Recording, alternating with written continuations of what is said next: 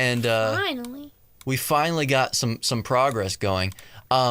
Before we really get into this as well, I want to make sure of something. I want to test something out. I want to test out the camera. Oh. So right now, I think I'm gonna go dark real quick. Am I off the screen or not? Actually, you know what? Yeah, there we go. I'm off the screen and I'm on again and I'm off and I'm on. Okay, now, watch this. Watch this. You guys are gonna like this. Eddie likes it equally distributed on both sides. A little low, but I think it's fine. What, the volume? Volume is okay. I like your loud voice. A little low, but I think it's fine. So some people are saying it's low. Some people are saying it's high. That's okay. All right, here. I'm gonna turn on my camera. You know the one that dies every 30 minutes? Okay. Now, let's test something out. You ready?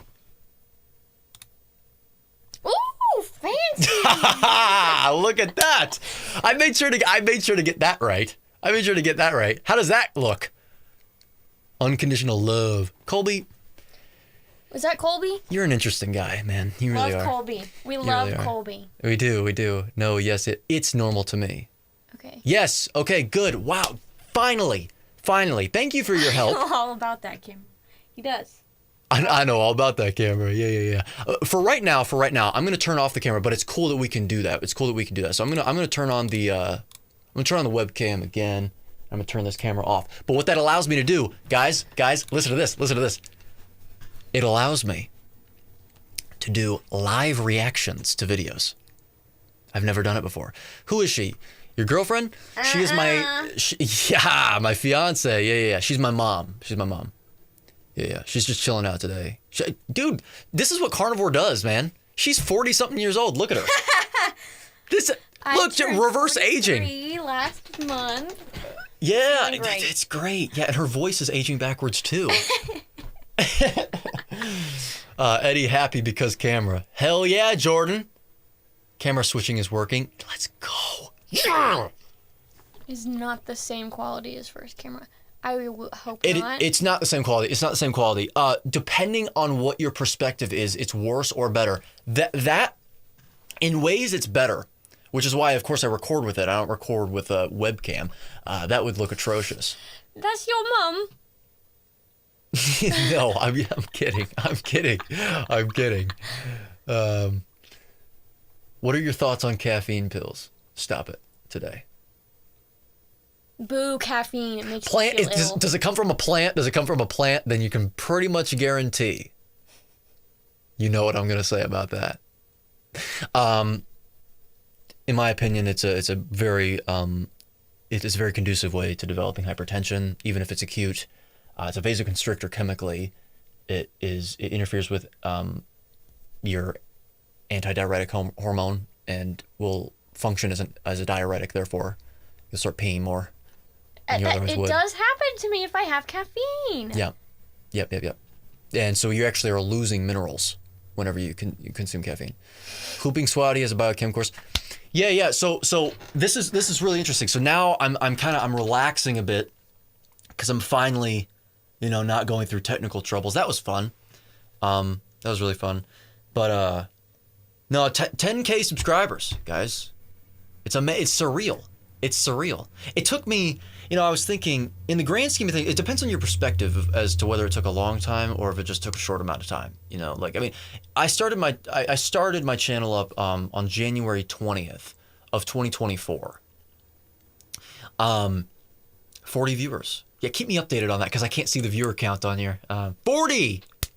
That's crazy. Yeah, but I started up in January of 2024, and I thought, we'll see where it takes me. I didn't know where it would take me, but I got about, I think it was about 1,000, a little over 1,000 subscribers in May, and that was what really jump started me on the growth. And if you go back on my channel a bit, you can see the evolution of the video quality, the video format, the thumbnails, all that's intentional, because it's the way, I learn what people like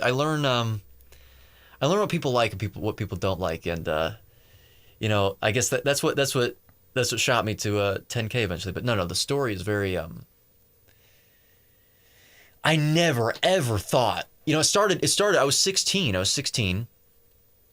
Whenever my story started, really, because I mean before that I was just a nobody. She didn't know who I was. She's only with me for the book, my man. She's only with me for the status. Oh yeah. No. I was 16 and I was walking. I remember I was going to my strength class. I was in strength class and I remember, oh my God, Gerald's my teacher. Couldn't stand that man. That man was the reason that I effectively blew out I didn't blow it out, but I really, really damaged my hip. I couldn't even walk because I was doing hang cleans. And do you know what hang cleans are? Nope. Anyone knows who hang cleans are? Yeah. If you can find him, first name Hang, last name Cleans. No, if you know what hang cleans are, don't let me look like I'm crazy. Okay, they're real things. But I remember we were trying to find our max on it, and my PE teacher, he was like my strength teacher. He's like, no, you can do one more. And I was like, okay. So I did one more, and then he goes, another.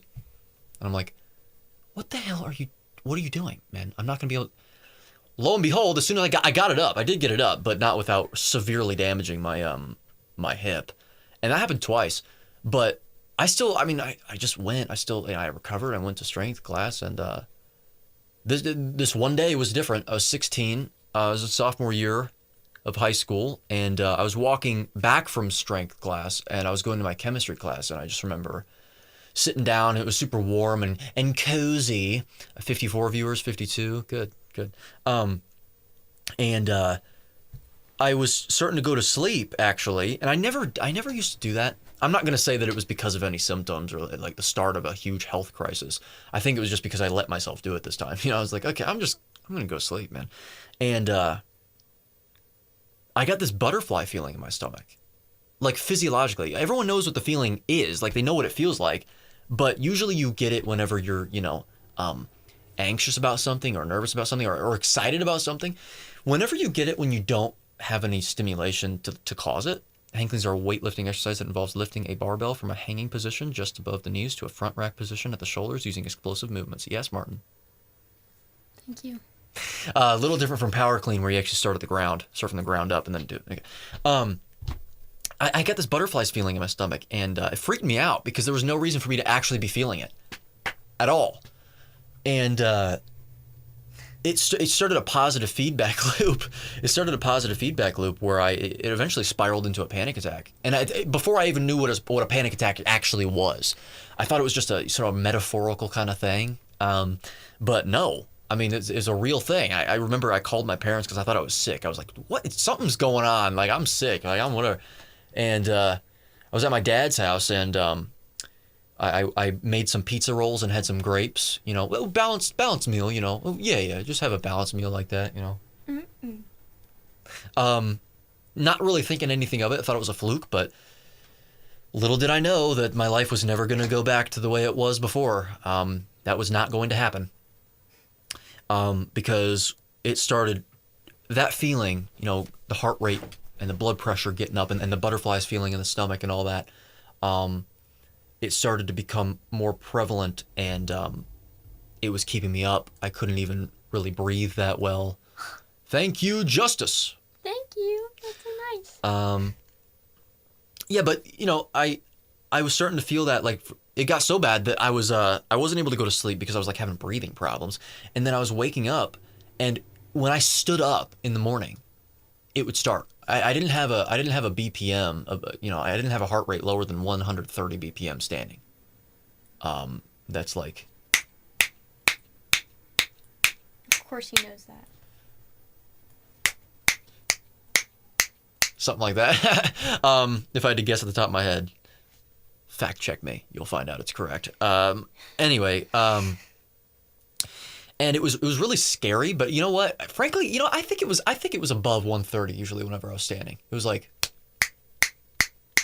it was a fast heartbeat, and it was like I was having constant anxiety, but it was physiologically caused. I was basically coming down with POTS symptoms because of it. Postural orthostatic tachycardia syndrome. So basically, if you stand up, if you go from a sitting to standing position or a lying down to sitting position, even sometimes if you have it severe enough, it can cause some blood pressure swings, whether it be low or high, and you can have thank you for the happy birthdays, by the way. I am looking at the chat, but I was having tachycardia symptoms as well, and it was just causing me to like keel over. It was really bad. But the major, most crippling symptom, and I've only just recently had it fixed, but like to a 95% amelioration status, because I still, depending on the position I'm in, it can actually still act up, and I'll get into that. But it was extreme pain when experiencing literally any emotion whatsoever. It was extreme pain when experiencing any emotion whatsoever, whether it be positive or negative, or whether it be subtle or extreme. And it got to the point where I couldn't even hold conversations with people. Like I'm having a conversation with you, right? I'm having a conversation with you. It's supposed to be, it's interactive, right?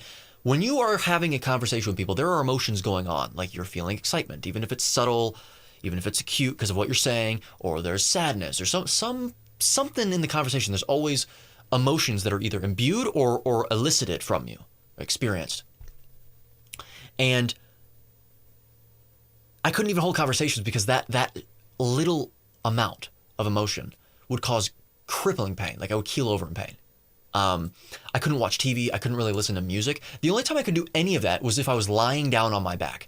And I didn't understand why. And I was taking, we saw like every medical practitioner, every medical expert that you could think of. Of course, first it was general care practitioner, because at the time, look, I always, you know me, if you've watched me long enough, appeal to authority fallacy is a fallacy for a reason, right?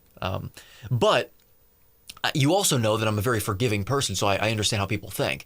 You should be. It would be a really great thing, since no one can be an expert in everything, to be able to trust the authorities. So like, it would be really great. And so at the time, I had no reason. I didn't see any reason to not trust the authorities. Like for example, my general care practitioner. So I went and saw him. And there's nothing wrong with that. Ignorance in that situation is not innocent, is innocent.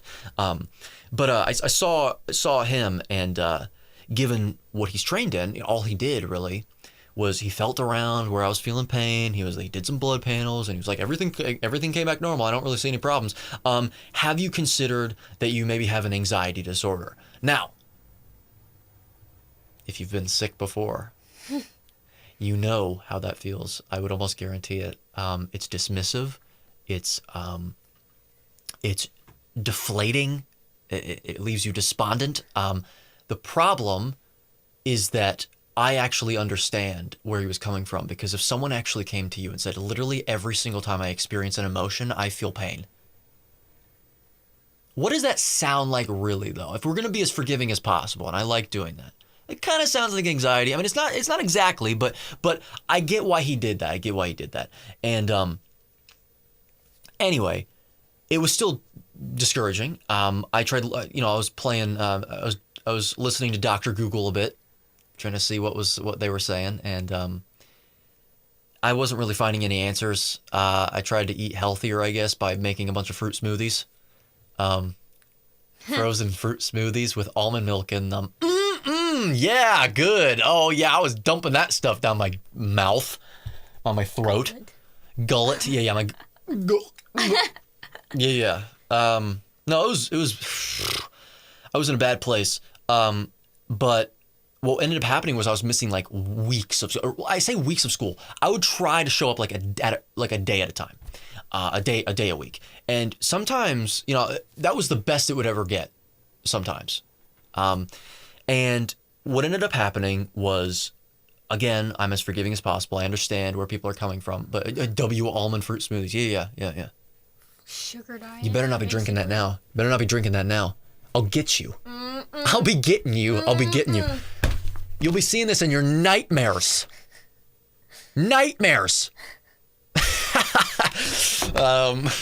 Contraindicate. If you'll hear the audiobook, like it'll be chasing you down a dark alleyway. Eli talking here. Hope it goes well. Hi, Eli. Eli's my brother. He's how old is he? 12, 13? 12, right? 12. Yeah, 12. Little brother. But yeah, so anyway, I thought I was doing myself a favor. I was missing out on a lot of school, but eventually what ended up happening was I felt really guilty about it because I was raised with sort of a, you know, a work ethic that was like really, I was one of those people that was inculcated with the value of, even if you should have a really good work ethic. You should be like, you know, people, you don't want to be a burden on other people. You want to actually take responsibility for your actions. You want to take responsibility for even things that aren't your fault. It might not be your fault, but it's your responsibility, right? Okay. But the problem is that you can trend too much on either side of the spectrum. You can either take too little responsibility or you can take too much and it can actually be counterproductive. And I was on the other side of the spectrum. I was on the latter side, which was, you know, I was missing out on so much school, but I had a valid excuse for it because I literally couldn't even stand up and function. I couldn't think right. I couldn't, you know, but I still felt guilty. I felt like I was like a piece, like I was a bum. Like I just felt like a bum. I really did. And so I did not want to go to school, you know? I felt like I was, and also I'm a perfectionist, so I wanted to make sure that, Nathan, good to see you here. Good to see you. Thank you, Candy. That's nice. It's a pleasure to meet you too. Yeah. Yeah, so anyway, I felt like a burden. But I also, since I'm a perfectionist, I also felt like I was missing out on. It's just a pile of work that I had to go back to if I came back to school. You know, it's just like it's a lose-lose. But as a consequence of that, people that were close to me, friends, family, they started to believe. You know, they're like, okay, this is in your head. It is true. It is true. And some of it was mental. Some of it, of course, was mental, but it was a positive feedback loop. It started physiologically, which then became mental because then I was afraid to do anything, which then exacerbated the physical, which then exacerbated the mental. So it's not like they were completely wrong, but it got to a point where I was told it so much that I was thinking, given the values that I was inculcated with, like I just said, I was like, well, you know what? Maybe they're right. I started to believe it. You know, I started to believe it fully, like it was a full mental problem. And so I forced myself to go to school. Like I had no choice. You know, I was, you know, I mean, I was the minor. I was living in the house. It's not my rules. So I went to school regularly and just went through the pain. I thought I was doing myself a favor. Again, eating. I think at the time I was also eating overnight oats.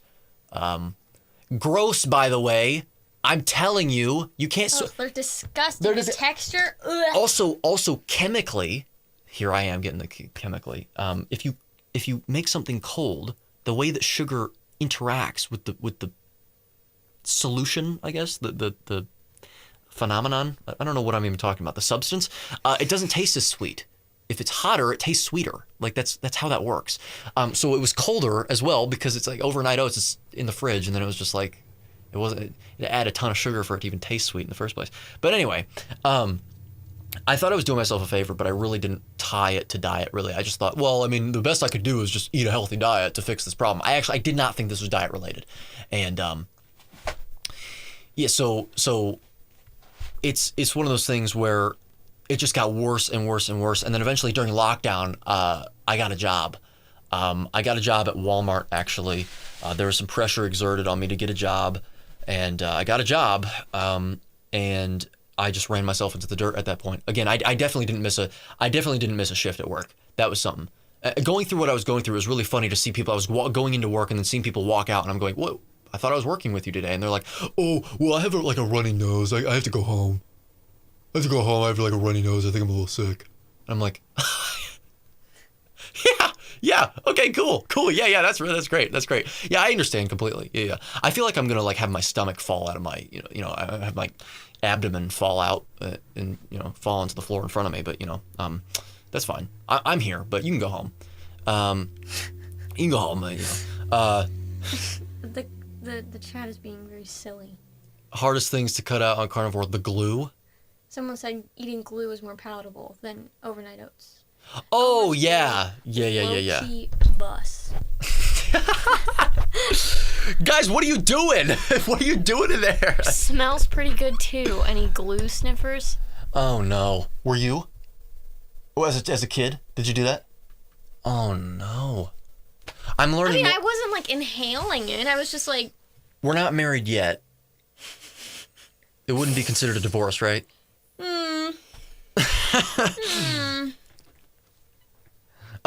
Anyway, yeah. So I mean, I went to work and I never missed a shift, and I felt like I was being productive. Like I didn't care that I was running myself into the dirt because I convinced myself it was mental. I'll figure out the problem, but in the meantime, I'm not going to be a burden on people. So I'm going to keep going to work. I'm going to keep, it was fun. I worked with a few friends as well, and they were some of my best friends at the time. I wish they still were, but things happen, and I'm not as close with them anymore. But it's just I ran myself into the dirt, got worse, and then I finally got a new job. This time it was at Target. So I went from Walmart to Target. That's how I met her, by the way. But that was more leisurely. It was more of a sinecure. He was a closing expert. Yeah, I was a closing expert. So they always like try to make it to aggrandize the position to make it sound like it's better than it actually is. I stocked shelves and made it look good. You didn't even stock shelves. I didn't even stock shelves, actually. Wow. You know what? I made them look good. I'm the one that zones. I was the one that zoned. He cleans. Wow. That's some good. Whoa. Ooh, man. Again, productive member of society, though. I made shit look good. But is it okay to rub Red 40 as a beef rub? Yes. Yes. Oh, man. Red 40 as a beef rub? I'm joking. Yeah. I'm joking. Okay, good. Dude, that was good. You convinced me that you were being serious for a minute. That was good. SSRIs for pain, gabapentin for neuropathy, serotonin, triptans for migraines, and quit all of them in 22. But hard to get my brain back. See, I understand with the whole SSRI thing because I used to be on Zoloft.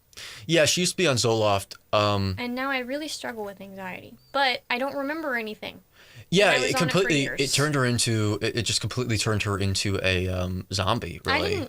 I wasn't a zombie during it, but now I just don't have any memory of my teenage years. She doesn't have any memory of it. Not very much. Not well. Is that not so messed up that people prescribe these drugs and they're like, really? Lipitor for cholesterol. Is that atorvastatin or rosuvastatin? I'm a pharmacy technician.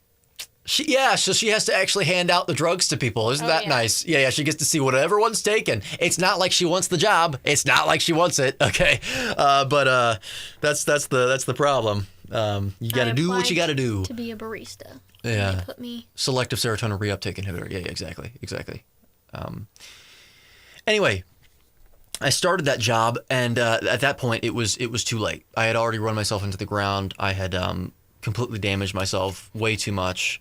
And really my entire life really took the biggest turn whenever it was January 8th, I believe, of 2022. It was January 9th, I believe. It was a Sunday. So if it was either January 8th or January 9th, I think January 8th was a Saturday.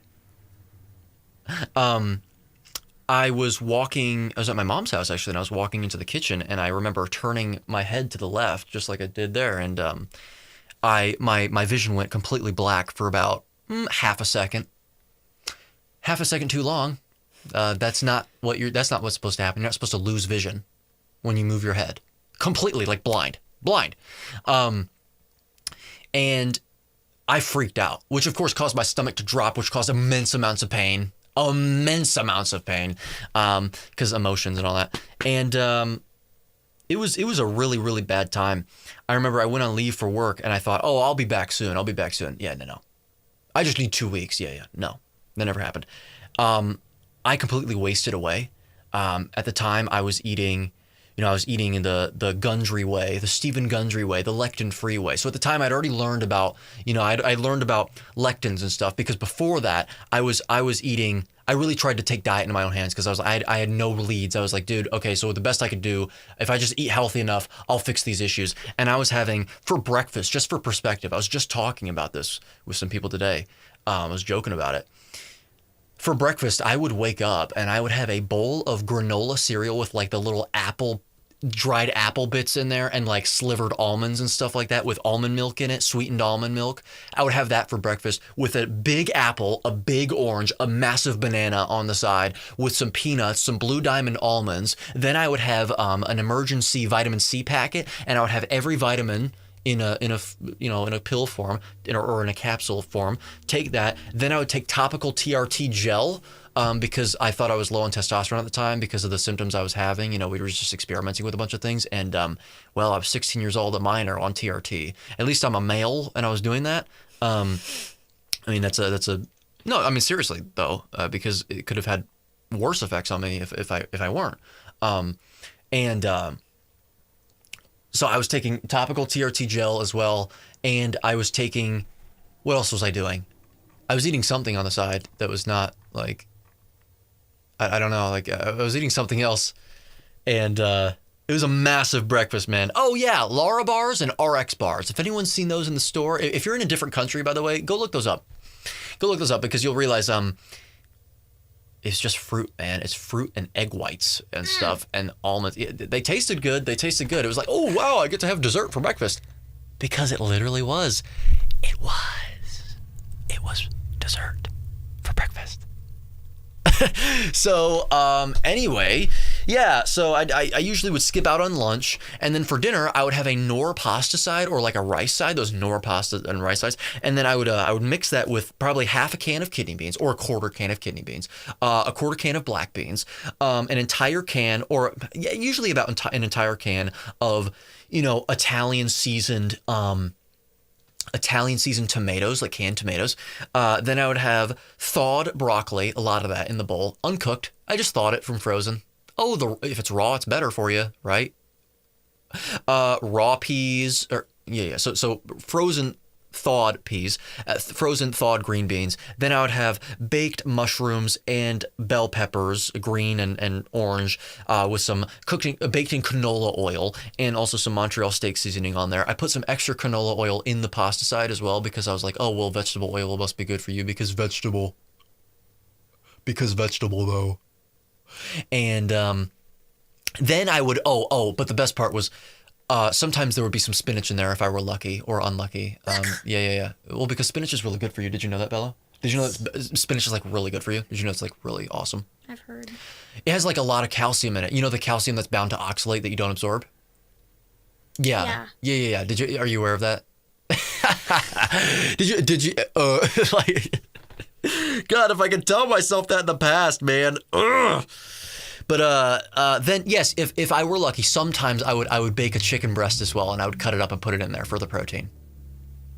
But I had the important stuff. I had the vegetables, I had the vegetables. Lots of vegetables. So basically almost no nutrition whatsoever. Yes, exactly. No, but also all the toxins and the plant anti-nutrients as well, just to top it off. Yeah.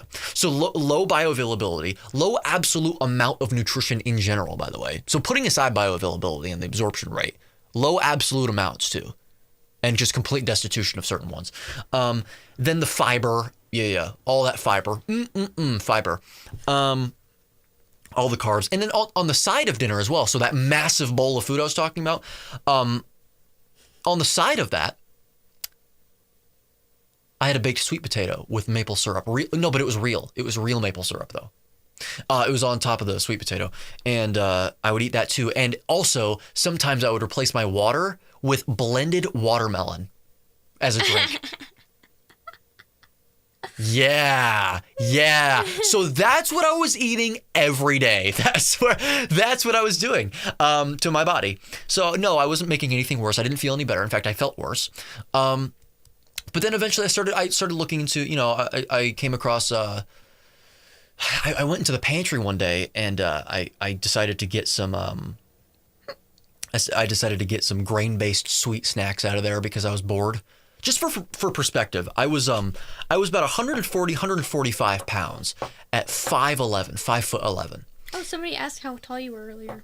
Yeah. So I think it depends. So it really is going to depend on what happens in the future. I'm getting some tendon dry needling done that's actually resetting my muscle fibers like completely. I should expound upon that later. It is actually completely mind-blowing treatment.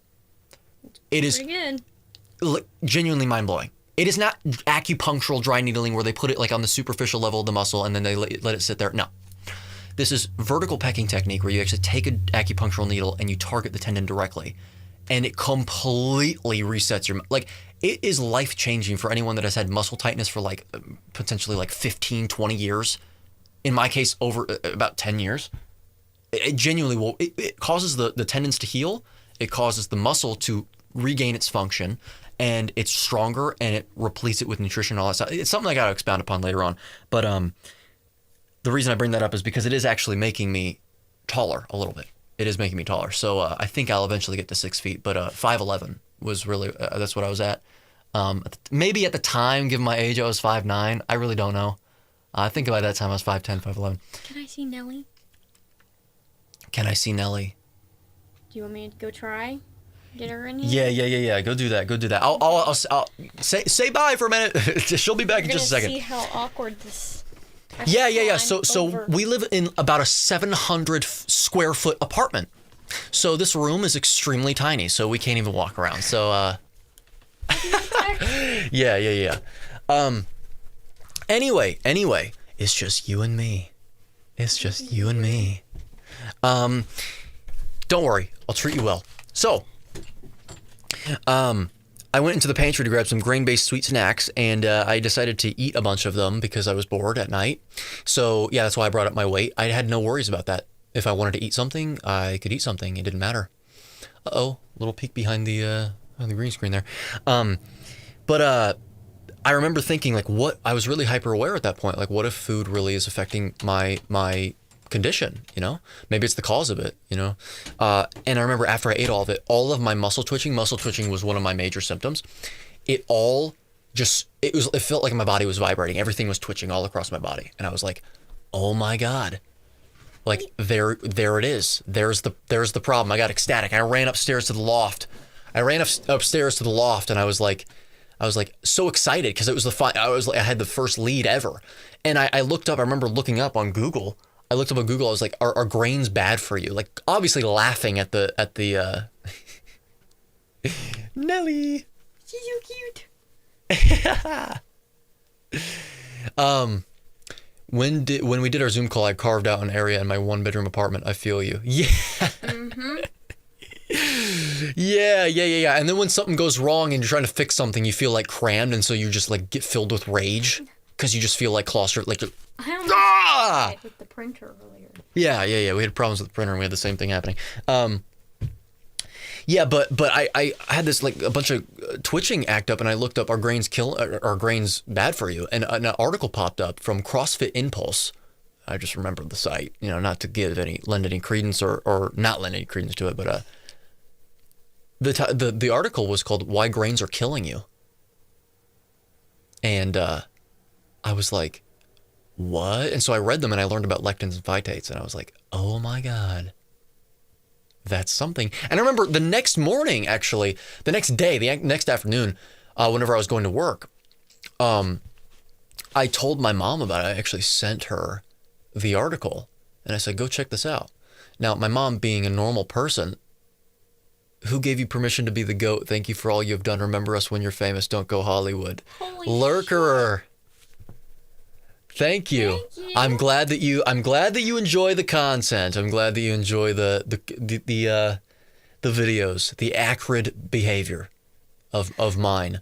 You know, nope. Glycogen is required for whatever it may be. Like what?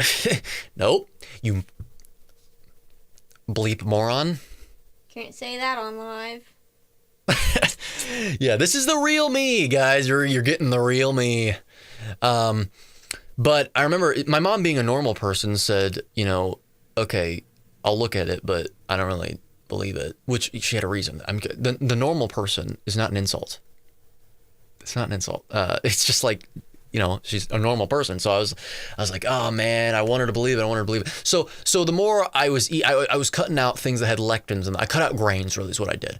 But I had some alleviation of symptoms, but I did not have it was nowhere near the degree that I needed. And so I was like, oh, I'm missing something. It was really discouraging. So then I looked up more, and I was like, oh wait, grains aren't the only things with lectins and phytates in them, Eddie. Come on. So then I looked up lectins and phytates. Well, then I was led to Dr. Stephen Gundry, whom you may have heard of. And I was obsessed with his books. I bought his book, The Plant Paradox, and I read it, and it completely changed my perspective on health and diet. The idea that plants could actually be harmful for you. The plants, the ones that were not evolved to eat, that was Dr. Gundry's perspective. The ones that were not evolved to eat, they could be causing us harm. And I was like, what the hell is going on right now? Like, this is crazy. So I was sold on the idea immediately. And I started eating primarily plant-based. That's the irony. Still, just the lectin-free kind, right? And started eating some animal protein, but I was primarily vegan. So you're either vegan or you're not, as they say, because it's more of an ethical standpoint. So I was vegetarian. But in terms of like the actual structure of the diet, it trended more towards the vegan realm, I suppose you would say. And I felt really, really good metabolically. Like I felt the best that I'd felt in years. The problem was I still was completely debilitated. It was so hard to go to work. It was really bad. Because I started before that. It was like Whole30 and then paleo and then like the lectin-free thing. And then it was like, wow, I feel better than I ever had. But then the whole thing happened where I was completely crippled, went on leave and had to, had to stay at home and couldn't go to work. But I got to tell you, I was 18 years old at the time, and my life was like in the dirt. I thought I was going to die. I was basically looking up the ceiling, staring up the ceiling, floor bound. I wasn't even bed bound. The bed hurt me too much. And I was staring up the ceiling, basically anticipating my death from the time I woke up to the time I went to bed, or went to floor, I guess. And there was no way out. I wasn't seeing any people, no personal interaction. Again, caused me too much pain.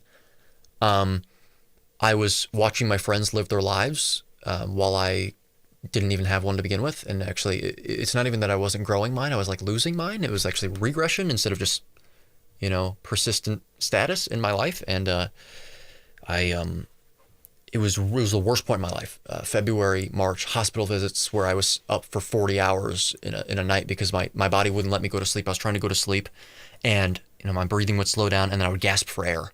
Again, I'll get to what I actually have if people are unaware of what I have in a minute.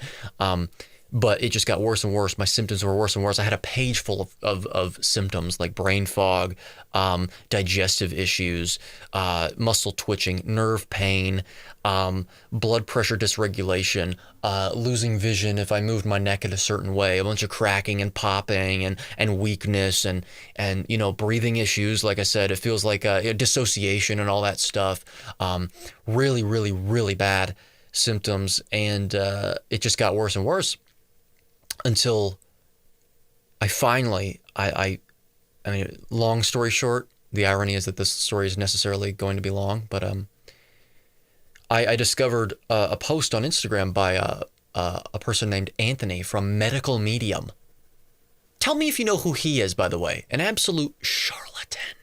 But nevertheless, it was actually a post regarding vagus nerve inflammation. And I was like, whoa. And it lists a bunch of symptoms that you can exhibit if you have vagus nerve inflammation. And I went, that is a perfect fit to literally every single thing that I'm having.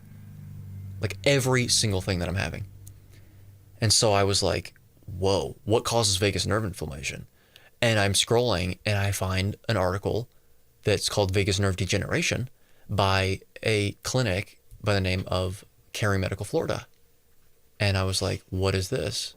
So I'm reading it, and then I realize they have a YouTube channel, Cary Medical Florida, and I look it up, and the main doctor there, the main physiatrist, I guess you could say, is Dr. Ross Hauser, and he did an entire 2 to 3 hour long seminar on vagopathy, is what he sort of coined the term as, and it's vagus nerve degeneration caused by things like CCI, craniocervical instability, which is it's a condition that is characterized by laxity or looseness of the ligaments, which are what hold bone to bone, in the cervical spine leading up to the cranium, hence the name, craniocervical instability.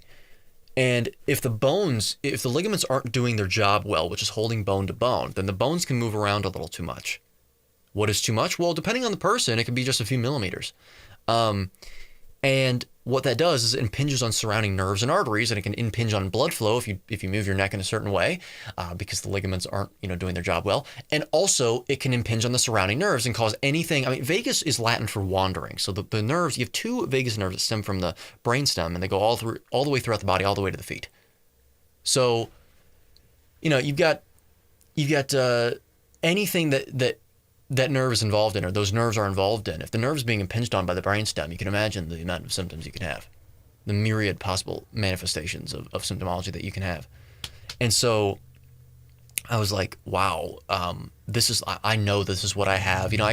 You're so desperate that you become like so certain of the tiniest lead.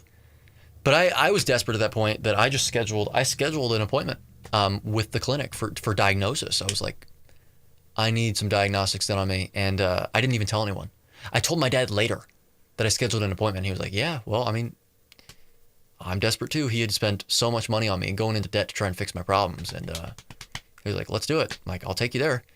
So we got there April 6th of 2024. And the clinic we actually got to on, I believe, the 8th. So we got to Florida on the 6th, one-way drive from Illinois, 14 hours. 14-hour drive straight through. And they did all their fancy diagnostics because for anyone that's an international viewer, you might think, oh, well, America's, they've got the privatized system, the healthcare system. Yeah, it's not exactly how that works. We have private insurance, but we actually still call hospitals like, oh, that's a public hospital. And then there's private clinics. Like we still have private clinics, private practices. I think you might, I don't want to talk down to anyone like as if they don't know that. I'm just making sure because I've had people be confused whenever I use that language. Since they're a private clinic, they have like all this fancy technology. Like they were just doing all these things. A DMX, digital motion X-ray, which by the way, ironically was the first type of X-ray ever done. But now they do static imaging. So anyway, thanks for the happy birthday, Nathan. I know that this is it's a long story, but I want to get it out. I mean, this is celebrate 10,000 subscribers. I want to say that again. 10,000. Freaking 10. 10,000. Yeah. Let's make it 100,000 next. Tomorrow. Yeah. If it's not 100,000 by tomorrow, I'm shutting down my channel. I'm shutting it down. Come on. Anyway. So they did the diagnostics on me, and the doctor was Dr. Hauser. It was like meeting a celebrity because I'd watched so many of his videos. He showed all the scans on the screen. I didn't even really know what I was looking at, but he said, you know what, Eddie, if you had come any later, you were on your way for something catastrophic. He saw exactly what the problem was, and he, I mean, I was 18 years old, and I'm thinking, like, it's crazy hearing that at 18 years old, but you know what? It was the most relieving thing I'd ever heard because I finally had a diagnosis. I was like, oh, this is it. I got it. Now, this treatment administers, this clinic administers certain treatments, PRP and prolotherapy, and it's comprehensive. It's not like one or two injections. It's really, really, really effective. And I'm not going to really get into that too much on this live stream, but it's regenerative therapy, and so it actually will cure the condition if you do it long enough. I'm actually living proof of how it's proving to do such a thing, along with tendon needling, which I'll get to at the end. But anyway, I was still at the time obsessed with diet though. So I was obsessed with nutrition science. I was obsessed with all that stuff, and so I was just perusing the internet, and I was looking at the human nutrition science space a lot. Dr. Gundry. I came across Dave Asprey a lot at the time whenever he was basically adjacent to Stephen Gundry but stressed more animal protein consumption, and that actually caused me to eat more animal protein because I thought, well, maybe even if Stephen Gundry's right that animal protein ages you, I'm not the average person. I'm undergoing intense treatment that requires rebuilding of structures of the body, so like I should probably consume more protein. So I was basically consuming the same types of things. I was consuming like 3 sweet potatoes a day with a cassava root. Yeah, a lot. Like 3. Freaking 3. And they were huge. He sent me videos of him cooking. Yeah. I actually still have videos like of me baking the sweet potatoes. I'm not gonna say they didn't taste good. I'm not gonna say it wasn't good, but come on, man. Come on. But I started coming across more Paul Saladino. Now, you may think you know where this story is going. You sort of do, but it's not exactly the same. I followed him to laugh at him.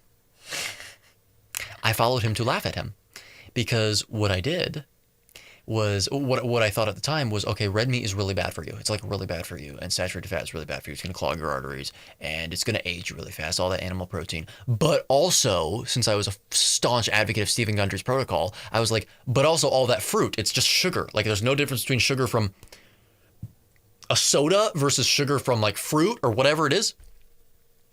Like you're just eating a ton of sugar all day along with a bunch of fat. This is like the way to send yourself to the grave the fastest. This is the diet. This is the diet to do it the fastest. So I followed him to laugh at him, but I've always been curious. And so I kept watching him, and he kind of like unintentionally indoctrinated me very slowly. I was like, you know what? He's actually making a little more sense. And the reason I said that was because, well, I mean, meat is harmful. Well, it's based on these studies that are like, super, you can't inform upon that. You can't inform upon that, like, or it's done like without controlling for this or without controlling for that. And so I was like, you know what? Okay. Maybe I'll give his diet a shot. And I adopted Paul's diet for about a month. And you can probably guess why it was only a month. The reason for that was because every time that I ate food in that diet, within the confines of that diet, I had the absolute worst symptoms afterwards. Like, it was the only time that I had ever had blood pressure elevations, red face, sweating, and breakouts after I ate food. Now, the breakouts didn't literally happen after I ate food. It was like, the next day I would have like a bunch of acne on my face. And I'm like, what the hell is going on? And it happened consistently. And I was like, oh man, but you know what? I don't know. Like what he says still makes more sense. I will tell you though, given my mind at the time, just stop by to peer pressure you two into having babies. We need more smart people to have babies because the idiots are outbreeding us all, and the movie Idiocracy is becoming reality. God bless. Yes, Diego, I share your sentiment. I do. I understand the problem. And you know what? I don't know. You're right to say it's becoming a reality. You are right to say it's becoming a reality. People don't know how to think. They don't know the foundations of anything. Thomas DeLauer was on my rotation heavy during COVID. Yep. Yeah. Like I was beguiled by Paul Saladino, I will admit, but it only lasted a month, and it wasn't fully beguiled. I wasn't fully beguiled because it goes back to what I was just saying. Every time that I was eating fruit, I was like, I looked at the fruit, and every time I was like, this just doesn't feel right. To be able to eat this much sugar, to this much fruit, and just have it like be totally benign and innocuous, it just doesn't feel right. Like, how is that even possible? Like that would be ancestrally consistent in any way. But nevertheless, I still did it. I begrudgingly did it. I acquiesced, I guess. I mean, anyway, until I watched a video by Paul. Everything was going fine. I watched a video by Paul. It was like this Q&A, and he talked about the Randall cycle. And I had no idea what the Randall cycle was. I was just listening to him say these words that I didn't understand, and I was like, hey man, cool man, like you clearly understand what you're talking about. No problem eating meat and fruit, like whatever. Until the next day, I came across a video in my feed, and it was by it was a relatively small channel, but it was a reaction to how many people are on. You gotta refresh. I want to see how many people are watching. I want to see how many people are tuned in. 51. Okay, good, healthy amount for a first live stream. Okay, but yeah, so I I had a video pop in my feed, and it was a critique of Paul's video that I just watched the previous day on the Randall cycle, and I was like, who the hell is this? And it was by someone by the name of Professor Barquet, and Bart would probably find this funny now, but he I couldn't stand him at first. That's kind of his idea. I hated him. I hated him. I was like, who the hell is this? Like, he's like in a robe, or he's like drinking coffee in the most casual fashion. Like it's like perfunctory dismissals of everything that Paul was saying. Who the hell does he think he is? I thought at the time, I was like, is this guy vegan? Because in the video, he wasn't actually talking about carnivore. He was just talking about the Randall cycle specifically. So I was like, is this guy, and I didn't know what the concept was. So I was like, is he a vegan? Is he like, I don't know. Like what's going on? And then I realized the more I was listening, I was like, oh, no, this makes total. He validated my my insecurity regarding the carbohydrate content on Paul's diet, and I immediately was just like, all right, so carnivore is like the way to go. Carnivore is the way to go. And 2 weeks after that, I transitioned. It was August 21st, and over the course of that 2 weeks, I actually kept a sweet potato and some walnuts in or whatever. Like I was just trying to not do it too impetuously, but I was already unintentionally transitioning to carnivore without realizing it. Going on Paul's diet, so I didn't really do the whole 6 to 8 weeks thing, and I had no problems. And I really have been carnivore ever since. Am I absolutely as strict as I should be? No. I was for about a year and a half. No problems at all. Granted, if you want to just to steelman the opposition, and I have plenty of arguments against the steelmen, okay, but I just want to that argument. That claim in isolation it doesn't have too much weight because I'm not, exercising a ton. I'm not super active. So a lot of people would say, well, it's just because you're not engaging in high intensity exercise. If you are, you need carbs. Okay. No, but I'm not going to get into that. I've been carnivore ever since. And, I was completely Bart K. He did change. Bart changed my perspective on diet and health. Like, in general, he sparked he let the seed in my brain kind of grow, because what happened was I've always had this mind like that's really, really scientifically, mathematically minded. I've been really good at math in high school. Like I was doubling up on math, I was in a grade above me in math. Like I was like really good at that. And then I had the potential was there to be good at like science and all these other like technical fields, but it was never exercised. But Bart did that because he was actually talking about biochemistry, something I was like, whoa, you're bringing like, I'm really into like scientific, like technical explanations for things. And you're bringing that to the diet realm. I didn't even know that was I didn't know that this had anything to do with biochemistry. I didn't know how to, and it made me actually insecure because I was like, oh my God, this whole time I've been looking at stuff I shouldn't have been looking at. Like, what the hell? I need to get a grip. And so I started studying. Like I really did. First, it was watching a bunch. To be fair, it was watching a bunch of content that I just hadn't heard of before, like on YouTube. So it wasn't like formal training or informal training or anything like that. Or sorry, it wasn't formal training. It was informal training, if you could even call it training. I was just hearing opinions, hearing perspectives, and I was like, what the hell? So I was writing, but then it got me to start writing papers because once again, it goes back to what I said. I always felt like a bum if I wasn't doing something. So it's not like I lay around. I don't know. It's not like It's not like I lay, past tense, around. I don't know if you get a plaque for 10K. I don't get a plaque for 10K. That's never been a thing on YouTube. It's 100,000. Lame. So gotta get me there. Yeah, so anyway, it just completely warped my mind, and I was like, whoa, science, like as a whole, like this is like a thing that I want to get into. But, and the reason, I didn't just lie around and just, play video games all day. That's not what I was doing. I didn't have a job. All I was doing basically was undergoing extremely painful, intensive treatments, and going home, healing from that because I wasn't able to walk around. So I was just lying in bed for weeks on end with no family contact, no friend contact, waiting for my next appointment.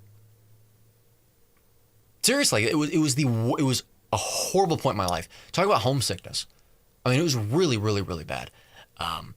And so anyway, that being said, I wanted to actually do something, be productive with my time, and didn't want to feel like a bum. So I replaced the whole potential for playing video games and just, screwing around doing whatever with studying. And I was writing paper after paper about fiber, citation. It was like a research paper, like I was writing for a university or something, like fiber, cholesterol, saturated fat, heart disease, whatever. And I was writing paper after paper after paper after paper after paper, vitamin C, cholesterol, like I said, and those are the ones that really come to the forefront, but like ketones and all that stuff.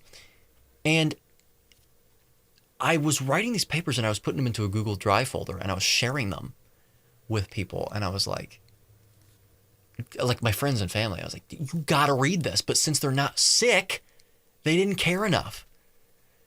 So I was like, okay, fine. I'll just, my dad cared. My dad was always the one that read them because we have very similar minds in that respect. Like he read them and he was like, oh, that's cool. Usually, basically, as I learned something new, my dad learned it too, and then he adopted it. So it was like anyway. But what ended up happening was I wrote so many papers that I said, and in the meantime, I was studying a little biochemistry, but it was mainly just looking at other things, doing my own research. And I was talking to Bella on the phone, actually, one night, and I joked around. I was like, dude, I've written so much stuff, I could write a book on this, dude. And we both laughed until I went, wait a minute. No, I literally could write a book. I could write a book right now. I could do it. Why did I think that? Because when I had to face death on multiple occasions, like really close to death, I really wanted to convey that was really what position I was in. You realize how tangible death is, like how real it really is. Because until you actually face it, it's just a concept. It's just it's not tangible. It's not real. Effectively in your brain. It's why teenagers think they're all immortal all the time. And not just teenagers, I mean young adults. Like my age, they think they're immortal. But what that did, actually, the silver lining, was first of all, it made me realize how tangible death is. Okay, that was actually a silver lining in and of itself because it makes you realize like, okay, life is short, I better get a move on. And you start to realize what is actually important in your life. But what it also did was it made every single other thing that seemed intangible, tangible. Writing a book, having it published, having it sell in stores. These are like dreams people have that are completely abstract and they're just like, yeah, but those are dreams. Yeah, but that's not like realistic. No, I faced something that was really intangible and it made me perceive it as tangible. So I thought, well, anything is possible then, isn't it? Everything's tangible. So I actually decided to write the book. And that night, actually, really, really funny, that night I wrote the prologue on a really, really old iMac at my grandma's house because I was staying there. And I had to stay somewhere. It was an hour and a half away from the clinic. She lives in Florida. And so I was staying there. And it was a really old computer. But I wrote it on there. And in fact, if you have the book, again, if you haven't bought it, go buy it. Second edition is out now. Link in the description, actually. Paperback, hardcover, ebook, self-narrated audiobook, all that. The prologue that you see it's the first draft. It was what I wrote that night. And once I start something, I must finish it. So I finished it within 2 weeks. Why did it take me so little of an amount of time? Because I had already written half of it. That was the point of me writing the book. I was like, I wrote so much of it. All I have to do is tie it together and then put a bunch of, I had to tie it together, like filler a little bit. Not like filler makes it sound like it was superfluous and unnecessary. Like, no, it was all necessary, but like I had to fill in the gaps. And I wrote the book and I thought that was it. I'm just going to write a book. That's it. But I remember one day I was watching Bart, because I was like binging his stuff. It was like so relieving, so refreshing to have the scientific perspective on diet and reality too. But that came later, like epistemology and all that stuff that I talk about now. I don't study that stuff. It's just where my mind led me to after learning just this. It's not even that Bart planted the seed. It was that he, like I said, he let it grow. It was already there. And once you get the wheel turning, it just starts turning faster and faster. It just built the momentum up. But I was watching Bart's videos, and my grandma was actually she was in the kitchen, I think, and she was like, "What are you listening to?" I was like, oh yeah, you're not gonna want to hear him. You might not. You're probably gonna disagree with him, and I know how I felt when I first watched him. Blah blah blah. She goes, no, no, no, no, no, no. Put him on the TV. I want to know what he's like. I know I'd be interested to know. And I was like, ugh.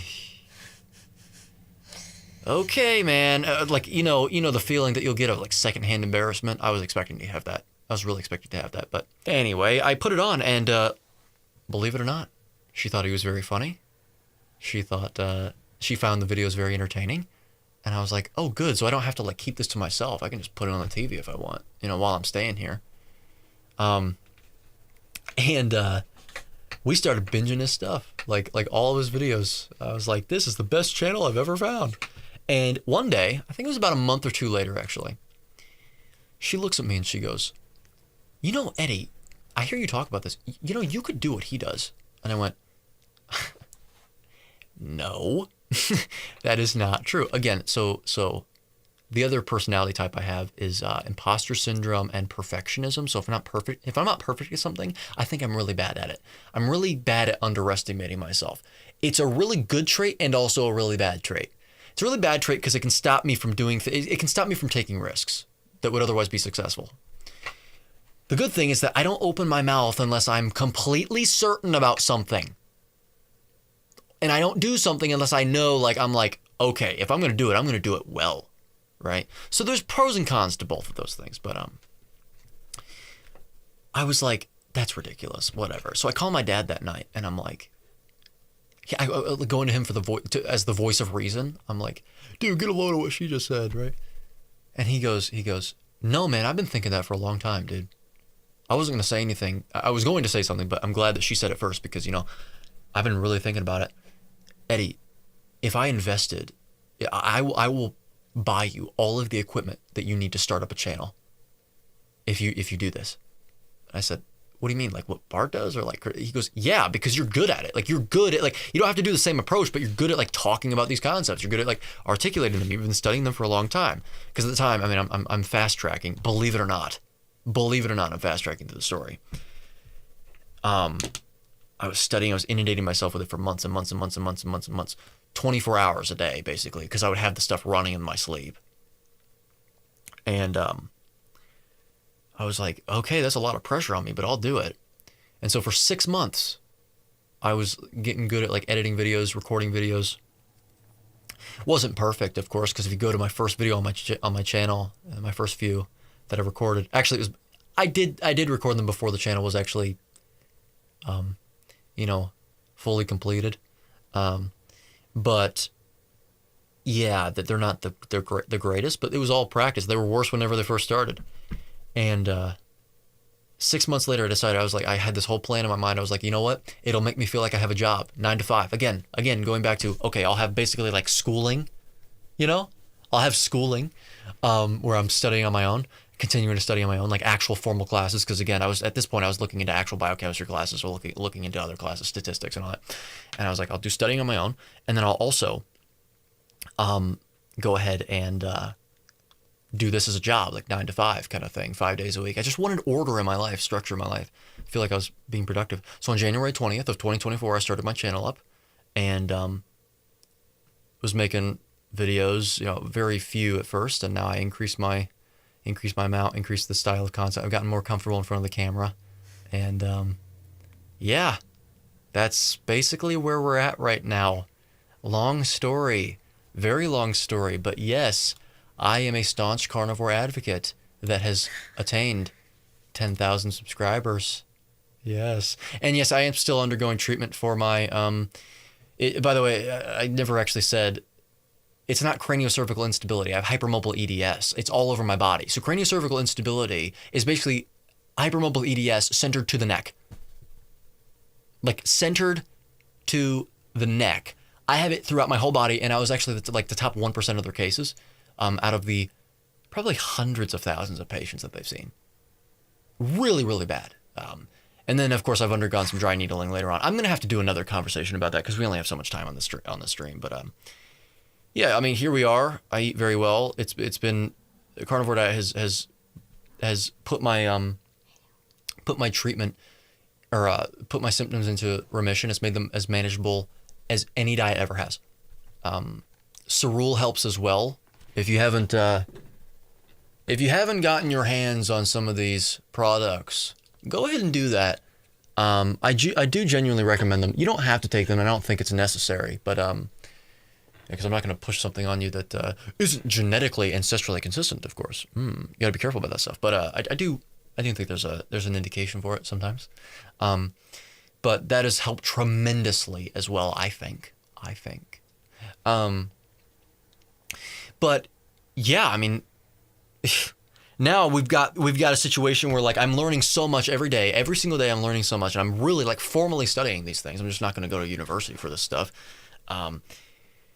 That I'm now making my own course. I mean, for anyone here that's unaware of this, people, seriously, listen up. If you're still here, I mean, credit to you. Like, good, good on you. But it's a good thing you're still here because I've been taking many calls already. I've taken, I don't know the exact numbers. I'm pretty sure that I've taken dozens of calls over the last this entire week since Monday through Friday, on the cohort that I'm recruiting for helping shape the course materials for my biochemistry course. It is an interactive collaborative project, basically, you can think of it as. But project makes it sound like it's onerous. Like, no, it's a fun, it's a project, like a fun interactive project where you are helping me build the most informative, correct, most easily and efficiently understood biochemistry course for all carnivores, including people like you, like me, like myself, that are curious thinkers that want to learn more about the physiological systems and how diet affects all that. Like you have the opportunity to really help out with that. And slots are really running out. I mean, they're really running out. And, you still have the ability to schedule calls with me. What I would suggest doing is going to my channel, going to one of my most recent videos that says urgent to all biochemistry, carnivore biochem enthusiasts. Go to the description or the comments and go to the link that is linked in the description, and you will be able to request access to my program, and then I'll send you a link to schedule a call with me, a quick 15-minute call, because this is really to assess the suitability of the course for you, given your circumstances and given your best interests. It's a really great opportunity. It's a really good deal. There's not going to be any deal like it. So better get while the getting's good. I think it's really important, and it's also going to be really fun.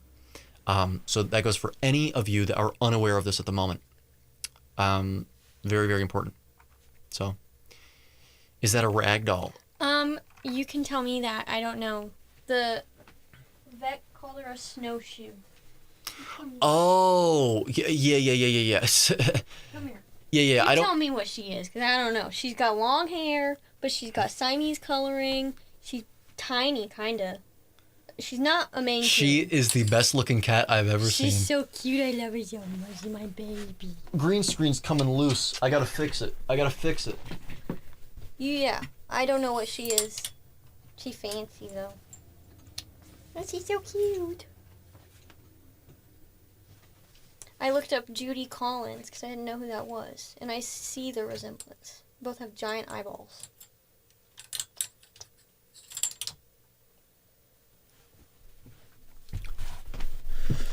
Whew.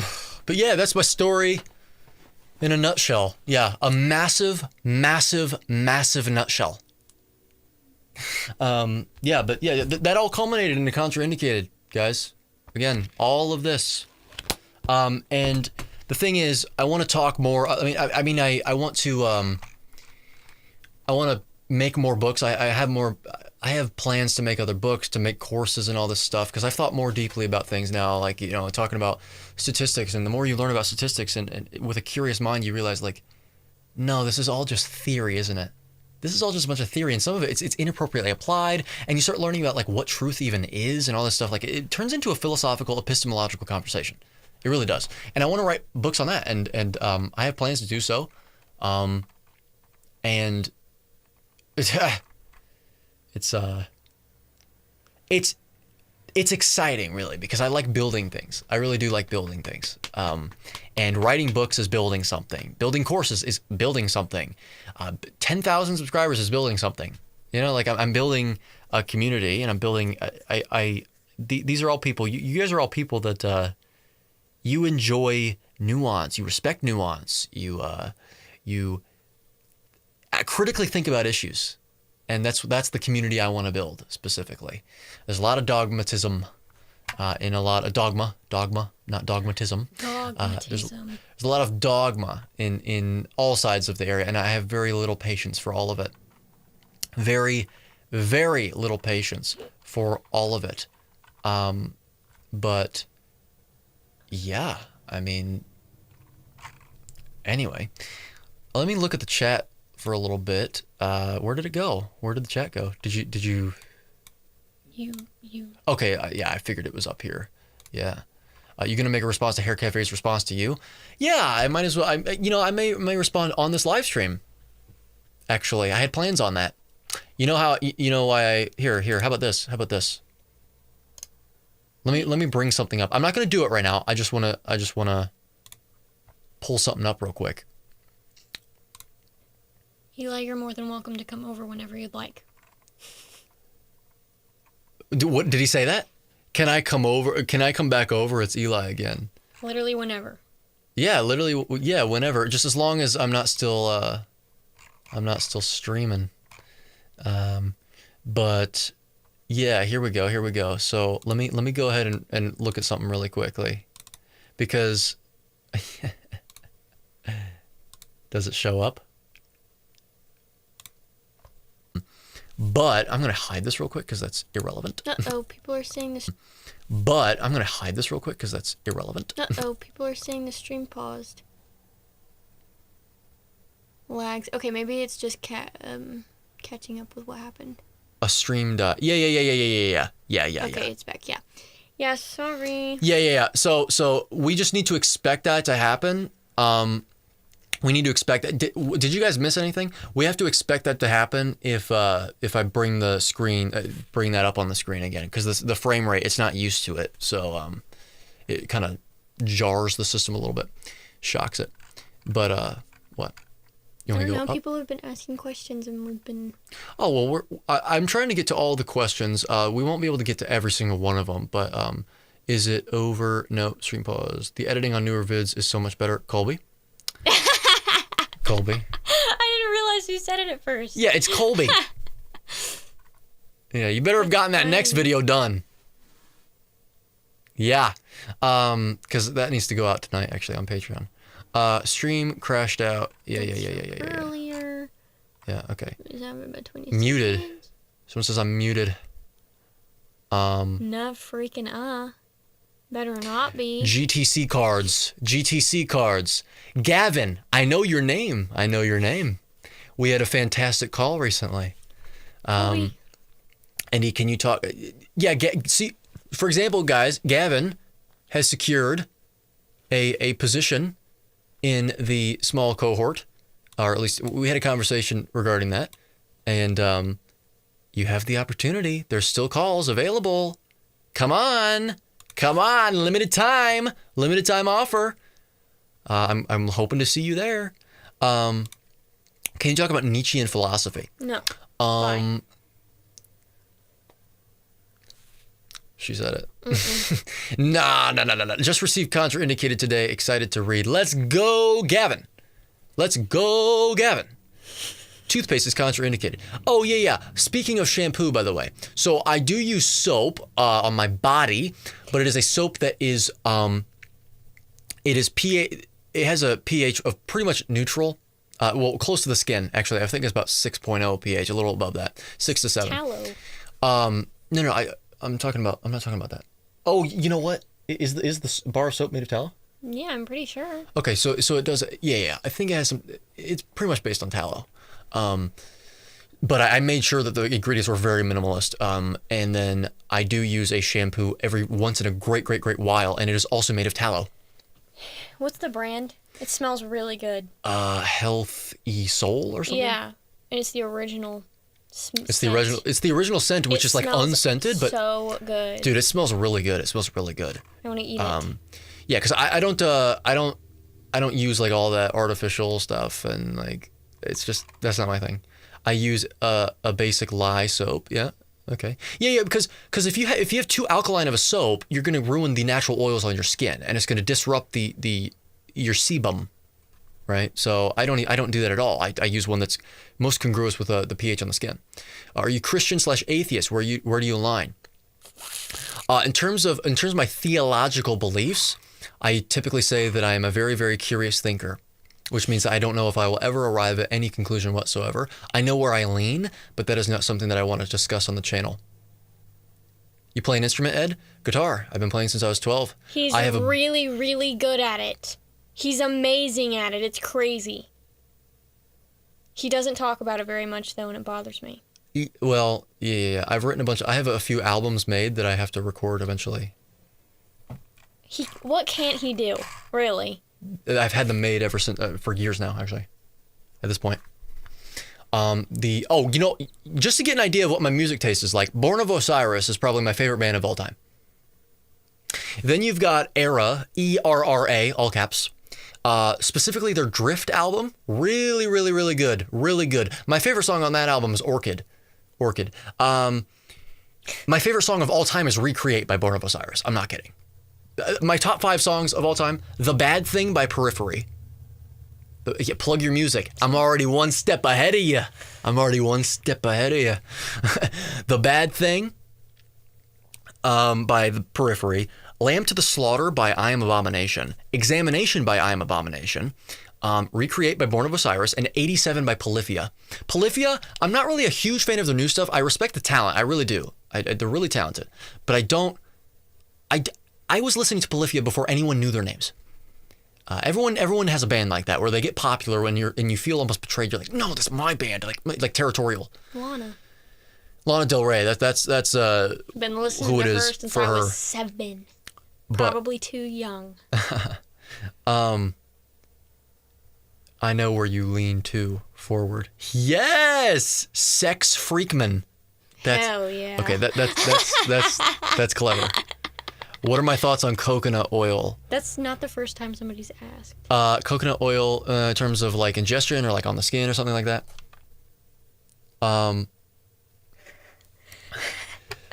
My brother's asking our mom if he can come over right now. Yeah, he is. I've seen him. Play guitar, Eli. Yeah.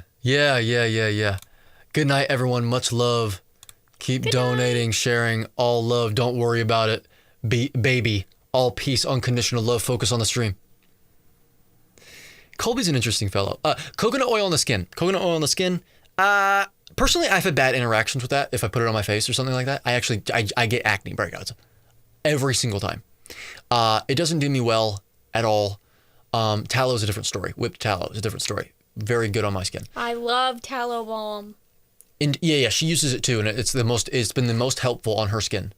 In terms of like eating it, I mean, it's more saturated than most animal fat, so it's less prone to oxidation. So oxidation products like aldehydes and all that other stuff, that's fine, like whatever. But I don't know, it's not really congruous with what our genes most evolved to genotypically withstand. It's not really ancestrally consistent.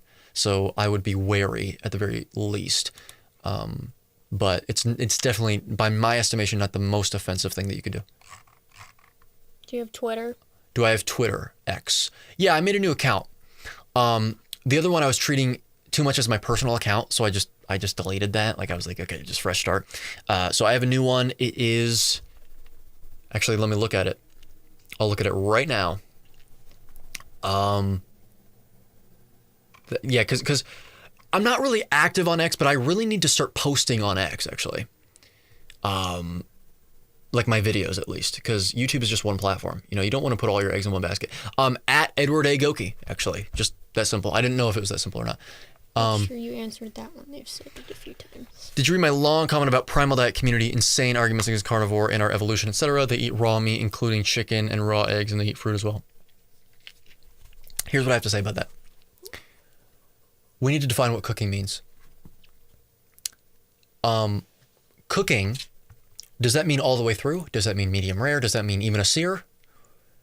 Because actually, depending on who you talk to, if you say, oh, well, my meat cooked, and you just mean a sear, they don't think that. They think, oh, like you look all the way done. Okay, so you're cooked carnivore. You're a piece of shit, basically. It's like, okay. Piece of bleep.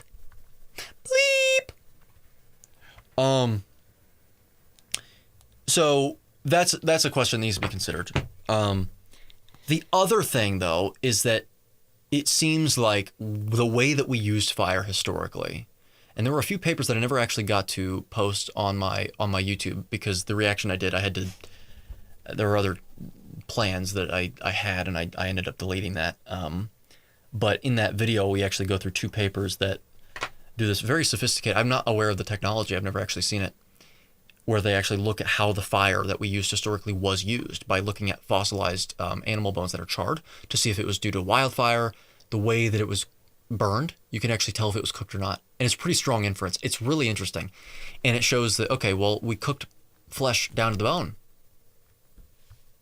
Unless the bone, it was like part of the bone that was like sticking out of the meat and then that got charred or whatever. But it does show at the very least that we were at least searing our meat, whatever it may be. I don't personally think that you should really go, in terms of optimal nutrition, I don't think that you should go, personal opinion, I don't think you should go above medium rare, because that's when you really start to lose a bit of the nutrition. The sear on the outside is really not that big of a deal. I really don't think so. Avoid char. I think, like, don't like get black steak. Like, okay, don't do that. Maybe don't do that. But the other thing, I want to give the story. Someone that I am friends with, he's actually in the UK. He was starting to have the classic electrolyte symptoms on carnivore, the ones that are typically said to be the result of a lack of carbohydrates. You know what he ended up doing? He realized, he had a hypothesis that he was drinking too much water. I think so too, because if you drink too much water without balancing it out with electrolytes, you'll lose your electrolyte balance. It's a very delicate balance that you have to maintain. And so he decided to stop drinking as much water. However, he's finding it very difficult because of the salt he was consuming on his food. And he thought he was just salting to taste. Well, what he decided to do was he decided to cut salt completely. He's never going back. He's never going back to using salt. In fact, he says that it tastes way better. Meat actually tastes sweet to him now. I think that has to do with glutamine because also, the sweet taste goes away if he cooks his meat too much. Because you're denaturing proteins like glutamine, I think. And glutamine can be used as a natural sweetener. He had a complete amelioration. He had the best sleep of his life after literally the first night of him doing that, cutting salt, and subsequently as a result of that, cutting water consumption, at least cutting down the degree to which he was consuming water. And he started consuming his meat raw, and he feels better. So usually what I say is, I don't have problems with consuming my meat cooked. I don't have problems with consuming as much water as I do, salty to taste. But if we know that carbohydrates are not required for human consumption, then that means that if you're having a problem that is ostensibly due to insulin dysregulation or whatever, electrolyte imbalances, that doesn't mean the solution is introducing carbs unless you're extremely metabolically deranged, because I think that sometimes two negatives can make a positive. What it seems to mean is that, okay, well, maybe cut down on salt, because maybe you're losing electrolytes by consuming water to balance out the salt, but without consuming, with the commensurate amount of salt, enough calcium, magnesium, chloride. Well, you're consuming chloride if you're consuming salt, sodium and chloride, but what's the other one? So potassium, magnesium, and calcium. Yeah, potassium, magnesium, and calcium. Something to consider. Very, very interesting, and I definitely believe them, and I think that there's something to that. Someone said something about browned butter bites, and I love those. I make them. Anthony Chafee doesn't use salt. Yeah, exactly. See, like I already knew people could get away with not using salt. I find it very interesting. Sodium is an essential mineral, but your body has an ability to recycle a lot of sodium, and also you do get a small amount of sodium in your meat. I feel like you get more if you are not cooking it, and also you're going to maintain a lot of that recycling if you're not consuming as much water, which is typically what. The moderation term, I usually have a problem with it, but in the cases where there's actual ambiguity that isn't really dangerous, it's fine because it leaves it up to interpretation. The problem with moderation in certain contexts is that it leaves it up to interpretation. So if you say moderate alcohol, moderate carbs, it's like, well, that leaves it up to the individual to decide what moderation means, and that's a problem in that context. When it comes to raw meat versus cooked meat, a lot of times that's not a problem that is contextual in that situation. It's like let them choose. It doesn't really matter. Decide what feels best for you. When it comes to moderating toxins, things that aren't required and above a certain concentration cause harm, and that we aren't evolved to genotypically withstand, which is just not even just based on retrospective inference, but also current inference in like the wild and how much we encounter carbohydrates. Like, I mean, that's not something that you have it's silly to tell someone to moderate that. So I think that was an acceptable use of the word moderation. What? Stream is bugging. Stream on perk 30s. Uh-oh. I think you need a better RAM, bro. Very bad lag. The stream is metabolically deranged. I got to listen to contraindicated on Amazon. Is tallow-based soap a neutral pH? Okay, how about this? So I'll X out of that. I'll clear out of all the tabs that I have open. And let's see if that works. Hoping that it does. Let me know if it's better. Oh, the chat went away though. You gotta pull it back up. Gotta pull it back up. Okay. Guys, I can't see what you're saying.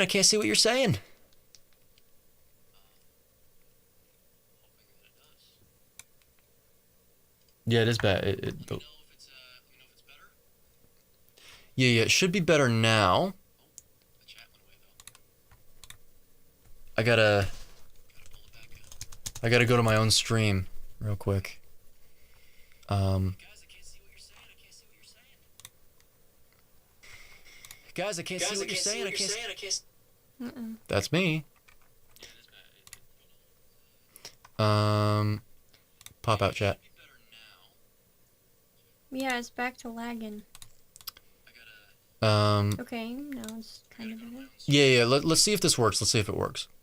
Yeah, sounded like a lot of open tabs. Yeah, sometimes I get carried away with that. That's what happens whenever you have technical difficulties for so long. Oh, okay. Is it good now? I think so. Yeah. Well, that means that it's probably not a good idea for me to do live reactions at the moment. I should probably wait till I can get a new computer, something with higher RAM. The person who said that, you probably have a good point. I want to do live reactions. Again, I've been planning to do live streams for a while, and I never got around to doing it. So this was a good way of breaking the ice on that one.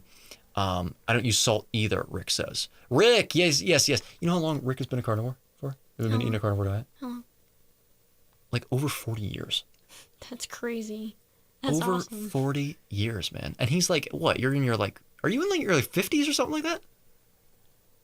Yes, I talked about brown butter bites. I love them. I make them. Yeah. You have to use unsalted butter, but then you should add a little bit of salt. Because salted butter is way too salty. Salted butter's way too salty when you do that. Way too salty. Also, somebody asked if I eat dairy and cheese. Yes. Sorry. She eats, no, if you're going to do something, be unapologetic. No, I mean, I was being kind of sarcastic. I don't Yeah. Well, yeah. 4157, yeah. Dairy is an interesting one. I think that depending on your ancestral lineage, dairy is not going to be a problem for you. I have a stigma against modern dairy. If you're going to have dairy, what I usually say is avoid the lactose. A2 dairy, non-homogenized, raw. Again, in my opinion, we're on YouTube here, and I need to be very careful with how I say my opinions. I'm not lying about my opinion. This is exactly what it is. It's my opinion. But in my opinion, it should be raw, non-homogenized, A2, lactose-free dairy, and there's something else, grass-fed, grass-finished. What'd you eat during development, Eddie? Just standard American diet? Okay, this raises an interesting conversation about what a standard American diet is today. A standard American diet has evolved since, Maggie's 65 years on carnivore. That is crazy. She's in her 80s. She doesn't look awesome. like it though. A standard American diet, usually people think of the standard American breakfast. You've got pancakes, you've got toast with jelly or peanut butter on it, you've got bacon, a little bit of bacon, a tiny bit of breakfast sausage, and you've got margarine instead of butter, and you have orange juice, a glass of orange juice. People think of that as the standard American diet, and then they think of like mixed meal, like a steak and potatoes at the end. No. The standard American diet for at least Gen Z and like current generation, because I'm speaking from perspective here, what is Pop-Tarts for breakfast, cereal for breakfast, Pop-Tarts, cereal, so basically junk like Cookie Crunch cereal, Apple Jack cereal, Cheerios, whatever it is. And then you've got pancakes, but they're like instant pancake. You make them on a griddle, sure, but it's like instant. It's like the prepackaged stuff, or waffles, stuff like that, with the syrup on top, which is just corn syrup. I mean, if you look in the ingredients, it's not real maple syrup.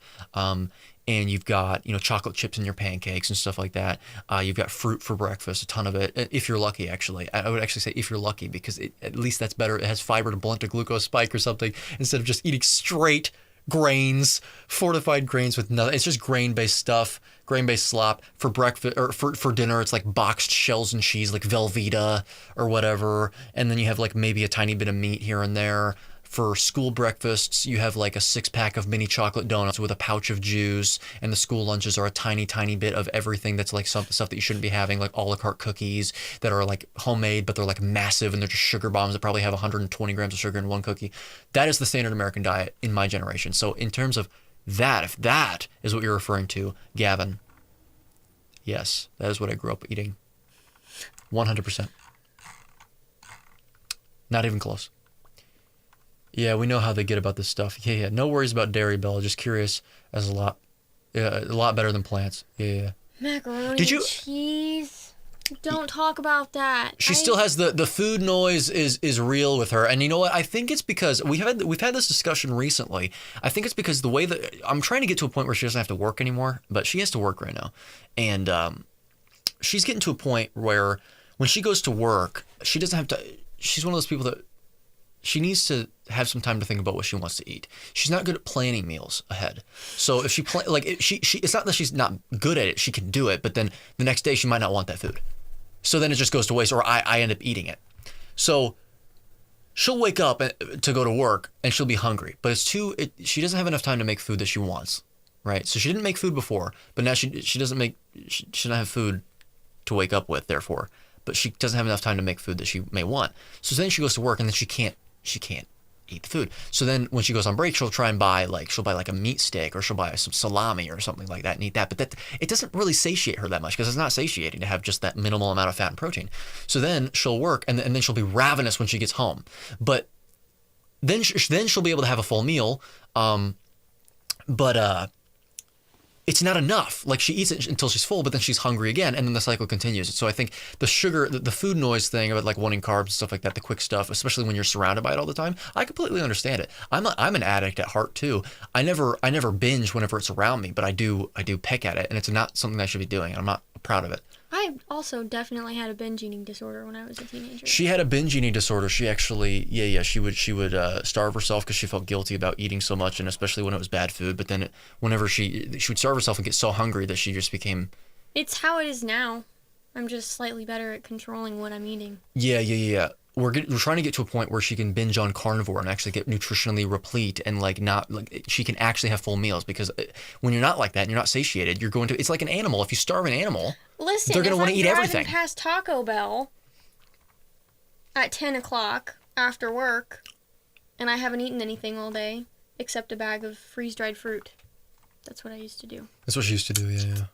Oodles of noodles. Oh, I go to Starbucks. Lunchly and prime moment. Yes, exactly. Now you understand. Like, you understand. But I get a decaf iced latte with half and half. And also, I've worked at Starbucks, so I know what's going in it, and it's nothing. At the very least, she doesn't get sweetener in it. She doesn't get any carbs in it really at all. It's half and half. It's just half and half and coffee. Espresso, and it's decaf. I used to get stevia. Yeah, she used to, and then we had a conversation about that, because we're trying to help her as much as possible. It's just let me eat bad food, bro. Hey, let you. I'm not in charge. It was the crunch. It was the crunch wrap, and it was the freaking grilled cheese burrito that would do me in, man. And the nacho fries and the quesadilla. Yeah, I never had. I mean, I've had Taco Bell, but I never had that much variety from it. Yeah. I was never a fast food. So my thing is the My thing is the sweet stuff. It's not the savory stuff. Like, I don't drive by Taco Bell and think, man, like, I don't even bat an eye at it. I don't bat an eye. Some people are the opposite. They look at potato chips and they're like, man, oh, that's the tempting thing. Never. I look at potato chips and I get sick looking at them. It's donuts and stuff. Someone said my skin is clear.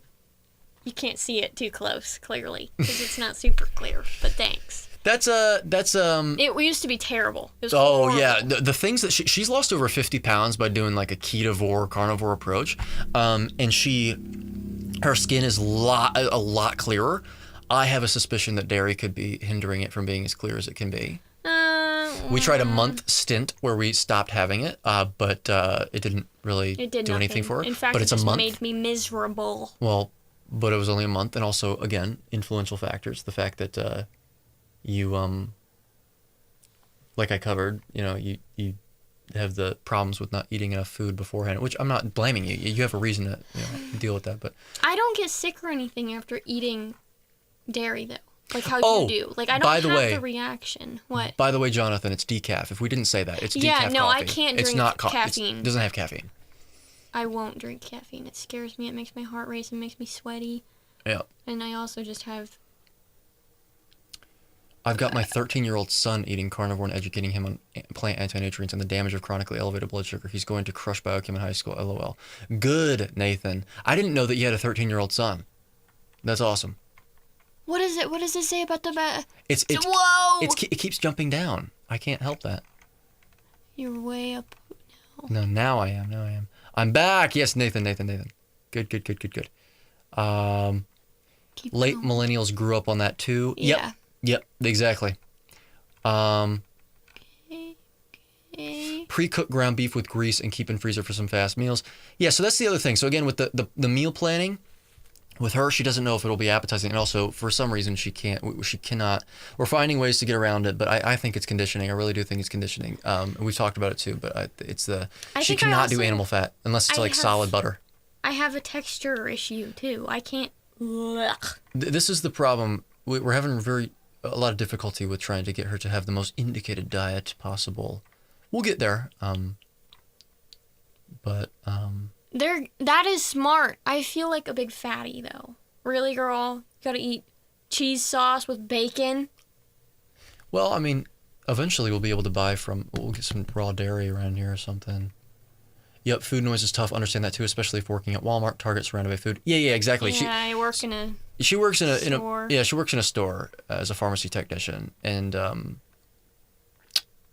yeah, I can imagine the smells too. Eddie, is stevia, monk fruit, or erythritol just as bad as artificial sweetener? Please say no. As just as bad as artificial sweetener? I mean, potentially. It depends on the person. I have monk fruit, and it's just like pure monk fruit. Monk fruit. Monk fruit is different. I don't think that's really too offensive. But the problem is, the thing with sweeteners, it's just a gateway drug. Is really what it is. I think. I disagree. Well, I think it's a gateway drug. It's a gateway drug. I think that it helps with my cravings that I get if I, instead of eating bad food... It can be used as a tool, yes, but you make a better version of the bad food. Yes, but how much of that would you have otherwise had without the sweetener? What do you mean? Oh. We dealt with this with like the mousse that you would make. Oh, well that's because eating whipped milk is gross. Exactly, I know. But that's what I'm saying. You wouldn't have eaten it without the sweetener. So it's like, I can see how it could be used as a tool, and I'm not saying it can't be. I usually think that it could be used as an introductory kind of thing, but I think that it should be weaned off of. I don't. Yes, sir. Ice cream, cookies, and a half gallon of milk. Yep. That's cool, you two. I baked for a hobby, and pastries are my addiction. Just sugar and butter, bro. Yep. Listen, I want to bake at some point, as indicatedly... As indicated as possible. Yeah. But I do like baking a lot. I just will use the best ingredients I can. Agreed, caffeine makes me anxious. Yeah, exactly. Makes me crash out. Yeah, me too. Amphetamine. Wait a minute. Yeah. Caffeine makes me crash out. I'm a coffee addict, so I can admit I do zero sugar creamer. My secret is out. Oh, and I do hot sauce. Yeah. See, the thing about hot sauce, especially if you do a certain hot sauce, certain types, is that you're fermenting a lot of it. So, I mean, the fact that it's still hot in the first place tells you there's still plant toxins in it. But I think if you do fine with it, fine. The one thing I usually say is, as long as you know that it's not exactly the most acceptable, like it's failing to meet the ideal, you're fine. As soon as you start shifting the goalposts of what the ideal is, then you have a problem. We always fail to attain the ideal. That's like mankind's canon. Like that's literally, so as long as you recognize that it's not ideal, then it's fine. I do the same thing whenever I transgress. Don't beat yourself up over it. It's not something that, man. What about beef jerky? I make a homemade beef jerky that's just salted. Oh, yeah. So crunchy bacon might be a good snack for her to curb cravings. Might be. Yeah, maybe. Here's the thing, Nathan, about that. So beef jerky in terms of as like a snack. Yeah. No, I think it's a great idea. I've seen people go overboard on beef jerky though, because they'll base their diet on too much of it. And we have to remember that if you're dehydrating the beef, you're losing all water-soluble vitamins effectively. Like vitamin C, for example, which you're already getting only a little of on a carnivore diet. The fish oil comments, they said also that they give it to their 2-year-old every day, and they ask if that's indicated or not. Fish oil. The amount, I don't really recommend it. Here's why. Those oils, the primary ingredient, the DHA, EPA, docosahexaenoic, and icosapentaenoic acid, they're usually in a seed oil form, and they have rancid oxidation products in all brands that were tested in the sample I saw. Rancid oxidation products, aldehyde specifically, that will, even in vastly small concentrations, destroy lipid rafts, tear cell membranes to pieces, bind to DNA, nuclear and I think potentially mitochondrial as well, to cause mutations to it. So potentially carcinogenic, I guess you could say. And in a high enough concentration will kill a cell outright. I don't recommend doing that. You get enough DHA and EPA in meat and other animal products, it seems. So, do you crave toxic seed sludge or fruit? No, not toxic seed sludge. I also do not crave fruit, believe it or not. I think you're talking to another person.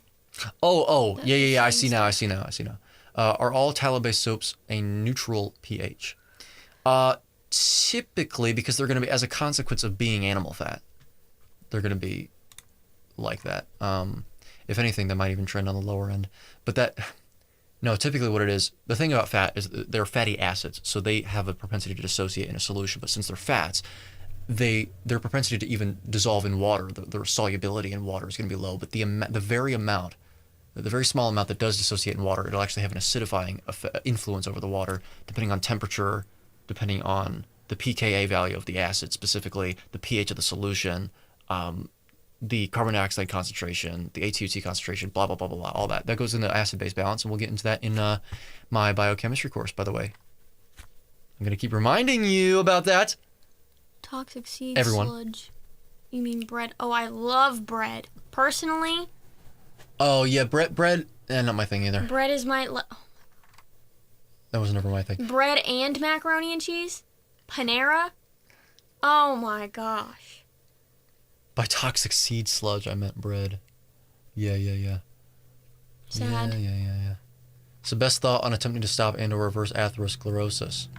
In terms of my opinions on the matter, it is going to be grounding because of the reduction of blood viscosity that happens when you ground. We have a grounding mat right in front of us right now, which is basically plugged into a grounding port in our ports here in America. I mean, nations will vary, but they always have a grounding port. And or you could go outside and ground directly to the earth. Blood viscosity reduction as an intervention if it's really, really, really bad and you have hypertension and you don't want to wait too long to have any benefits seen on a carnivore diet to reduce inflammation. You could, for a very transient amount of time, use blood thinners to get the same result, but be careful with those pharmaceuticals. Again, this is not health advice. This is my opinion. Aspirin, for example, can do that. Ibuprofen, indirectly a little bit. They work in very similar fashions. That's why you're told when you're having a heart attack to chew baby aspirin, by the way. It reduces blood clotting. And then adopt a species-appropriate, species-specific lifestyle consisting primarily of, well, ruminant meat. That's what seems to be the most congruous, the best approximation of what we were eating historically. And do that over the course of 6 to 8 weeks. And cut the carbs, reduce inflammation in other ways. Potentially take cereal products as well. I would highly recommend that as well, especially if you don't actually want to take aspirin and ibuprofen. Specifically Stem Enhance Ultra and Plasma Flow. And also you can consider getting a wellness pack, which involves the option of having Cyactive Joint and Cyactive, which are anti-inflammatories that are more holistic and natural compared to synthetic alternatives like that. But I don't recommend taking those anti-inflammatories for too long, only because it is anti-inflammatory because the mechanism is that it directly targets inflammation instead of the root cause. So that's why I say use it palliatively and strategically. Then I would replace it with Stem Enhance Ultra and Plasma Flow. I think in Bella my opinion. is French. Who? Whom? Read the comment. You were just on it. You're So Nope, best nope. thought on it. Nope. This is Joe Nope. from last week. Nope. I'm a member of your biochem Nope. course. Yeah. I think Bella is French. Yep. I think Bella is French. What do you mean? Because I like bread? Oh yeah. Unfortunately. I'm German. You can tell by my last name. The Goeke, Goeke. The OE is supposed to be O with 2 dots on top, an umlaut. Goeke. Donuts are your weakness. Donuts are my weakness, dude. Jelly-filled donuts. Oh my God. Bear claws? If you're, Yeah. you're But gonna the have thing a is, donut and you're gonna I say- pick jelly. Yeah, it's one of my favorite donuts. The thing is, as much as it's my weakness, you would think that means that if it were in front of me, that's what I would choose to binge on, or like if I were to even binge, and I never binge on anything. It's not true. It's not true because I look at it and I recognize though I'm like, no, that's way too bad. It's like way too much. It's stuff like the tiny stuff. Like I'll see cashews in front of me and I'll be like, or I'll have like one of those like a Reese's cup. I'll be like, oh yeah. Or like I'll just like have a palm full of chocolate chips, milk chocolate chips or something. It's not good, but I don't know. It's weird with me. I've heard mixed things about fibromyalgia. Do you know of any anecdotal testimonials about this in carnivore? Yeah, so fibromyalgia is quite an arcane condition, from what I understand. Fibromyalgia is really, there's no official diagnoses that I'm aware of. It's usually like, okay, let's do this little constructed test, and then if it hurts to touch, if you feel this, if you feel that, then you have fibromyalgia. It's a very arcane condition. Most neurological conditions like that, I hear many anecdotes about complete ameliorations of fibromyalgia and joint pain on carnivore. It's actually one of the most common anecdotes I hear about. That's really all I can speak about on that topic because I don't deal with clients yet. I'm quite an incipient figure in not just the space, but really the field of science in the first place, actually. As much as I do know about about biochemistry, cell biology, some elements of physiology, acid-base balance, muscle energetics, statistics, epistemology, all that stuff. Like it's still, I have a lot more to learn. Old-fashioned sour cream donuts. Those are the money ones. Sorry, bringing back donuts again. Mm-hmm. Eddie, so monk fruit is an S-tier sweetener. Well, if you're gonna make a toxicity spectrum with respect to the sweetener or an indication spectrum, then monk fruit would probably be at the top of that. Make sure it's not got a bunch of other stuff in it. Make sure of that. And then potentially allulose. Yes, I would stay away from erythritol and xylitol, frankly, because they seem to have blood clotting influences over the body before they get excreted in the urine in full molecules. So I've had bad blood pressure problems whenever I was actually indulging in erythritol at one point, which I stopped doing. And I should have done it a long time ago. I eat organic fruit and berries when available, but it's pretty rare here. Yeah, that seems to be okay. There you go. Whatever. That's pretty innocuous, especially if they're organic and they're actually farm raised. The problem is even then there's hybridization involved. But if you can trust yourself to moderate, whatever that means, though, it's a relative term. Be careful. As long as you know what you're getting into. Certain meats smell similar to bread products when cooking. Interesting. I think I may share that sentiment a little bit. I don't. I did take milk thistle and it helped with the cirrhosis, but after my liver was good, I just stopped it. Yeah. So I'm not familiar enough with herbal medicine to really understand the influences of that or the potential mechanistic speculation on how that works, if it does at all. I've heard people say that before, though. We know that plants have been used medicinally throughout history, and they have chemical effects on the body. We know that plants should actually be the drugs we use in reality. I mean, I'm not saying there isn't any place for any synthetically created Western medicine. This actually gets into a really good discussion, really good conversation, a philosophical question, really. When is human intervention inappropriate? We often say, the Industrial Revolution was a really bad thing. It was unnatural. We shouldn't have done it. But isn't every action that humans commit part of nature and therefore part of the natural cycle of things? When we invented the wheel, that wasn't a problem. So where's the cutoff? Synthetic drugs, why is that such a cutoff? Like, why? Really, what I typically say is it's not that. It just seems to be too incongruous, too stark of a change to the exposure of the organism concerned, like our genes. They haven't had enough time to adapt, it doesn't seem, given the associations we see with the taking of such products and the health presentations afterwards. We just saw, there's a video that I made that's coming out soon enough, talking about Ozempic actually, and how the lawsuits against Ozempic, and Wegovy too, and Trulicity, they're like, it's just compounding and compounding because people don't realize. But the thing that I covered in the video is, don't blame the FDA for that. Don't blame the FDA for that. Blame it if they were actually involved in nefariousness and deceit. Sure, yes. But I don't think that they were involved in that. People need to understand that whenever they say things like safe and effective, they can't inform upon that for the same reasons I say that in my videos. They cannot inform upon that. You can't prove efficacy. You can't do that. It's a guess. It's a guess always. When drugs go out into the market, you will never know the long-term impacts of the drug until people start taking it. It's always a risk. Ted K pilled? I'm not heard. Who's that? Ted K? Your thoughts on Dr. Berg? Yeah, I've been asked this a few times. I keep forgetting to answer it. Eric Berg telling people to eat 7 to 10 cups of vegetables a day is ridiculous. That's what I have to say.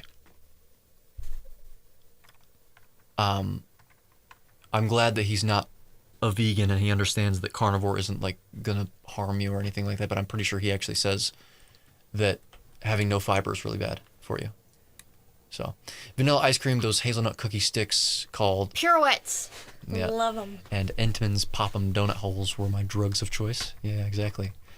Good job calling them drugs, because that's really what they are.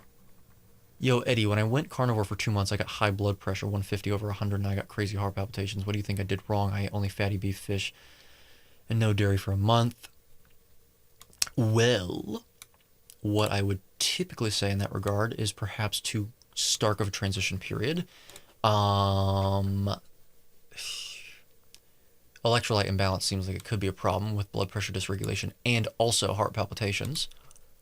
So consider either upping your electrolytes or lowering the electrolytes and lowering your water consumption. You may actually be, so long as you're getting enough from your food, maybe cut down on how much you're cooking it. Again, based on now people that I've witnessed that I've had the problem. Again, with people with pathology, I would actually recommend you check out, you consult with Coach Stephen Thomas or Coach Richard Smith about that. Your stream is way better right now. Good. Yeah, stream is perfect. Good. So I'll probably do live reactions or something whenever I have a better computer, perhaps. I could do live streams like this regularly. Someone asked earlier, how often are you going to stream? Yeah. How often are you going to stream schedule? I'm not sure. I'm getting more comfortable doing it. It was kind of a procrastination oftentimes is a stress response because I don't want to take on the challenge. And that was kind of what it was. Like, it was just work and I didn't want, I just kept putting it off. But now I've actually gone through the ropes with the 30-minute technical difficulties in the beginning. And, well, now I understand how to do it. So I do want to do live reactions at some point. Very hard question, all case by case. How long was your transition? Did you go cold turkey? I think they were talking to another person. Yeah. Agriculture is probably what did it. We intervene on nature directly for our own benefit. Yeah. And that's the thing about agriculture. We should have done it at the time because we had no other choice. And it was really smart on our behalf to go, okay, these aren't optimal, but we can actually cultivate plants to subsist off of them. That's like genius. And then we just stopped remembering that that's why we did it. They used to call diabetes sugar diabetes. Yeah, I think it was like sugar disease or something like that. In fact, even the word diabetes mellitus, because there's diabetes insipidus, and diabetes mellitus, it's in the word melli, the prefix melli. It refers to honey. Mellifluous, sweet like honey. Like as a sound is sweet like honey. Mellitus is literally honey, because the blood was like sugary blood. Yeah. Based, epic, and red-pilled. Based, epic, and red-pilled. Mm-hmm. Sup, chooms? Ugh. Sup, chooms? Hope everyone's having Nova. I don't even know what he says. I don't even know. But if you take something, wouldn't you want to know it's pure and has precise dosage? Of course. I don't know what that's in reference to, specifically. Is stevia as bad as erythritol or like monk fruit and allulose? I'm not familiar enough. What I know about erythritol and xylitol is that they get absorbed into the bloodstream in full molecules and then get excreted out in full. They raise your insulin in as much as any other sweetener will, so slightly. But the problem, I think, is with respect to its implications in the influence of clotting of blood. Not a fan of that. Ginger and artichoke can be useful as a prokinetic to improve motility if you have SIBO. Yeah, I'm not sure. There's so much I have to learn. There really is. And I'm looking forward to learning it, but it's also daunting. Pathophysiology. Lots of anatomy and physiology, actually. I know enough to put some courses together and to put some books together, but boy, oh boy.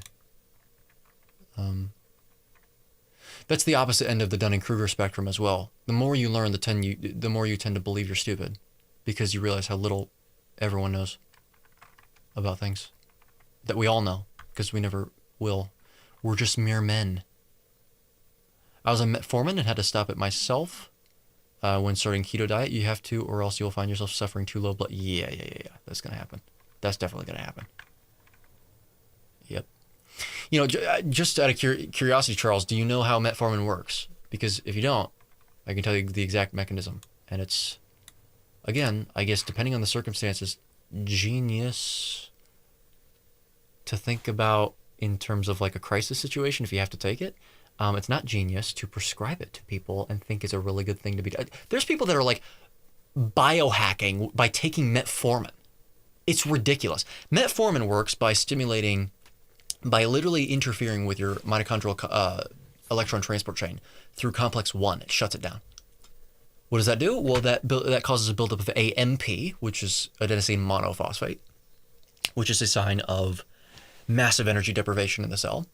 And as a result of that, it will trigger or influence the stimulation of AMP kinase, which will cause the mitochondria to go into crisis mode, the entire body to go into crisis mode, and will cause it to take up any substrate. It'll actually it will relinquish the cross inhibition between fatty acid oxidation and pyruvate oxidation. The Randall cycle, it'll actually stop it completely. So you can oxidize all substrates, ketones, pyruvate, and fatty acids, and alcohol, whatever's in your bloodstream, all at once. Effectively, like whatever gets to it first. You know what else AMP kinase does is it shuts down inflammation. So you're shutting down your immune system. You're literally you're hindering the immune system's maximum capacity to perform its functions.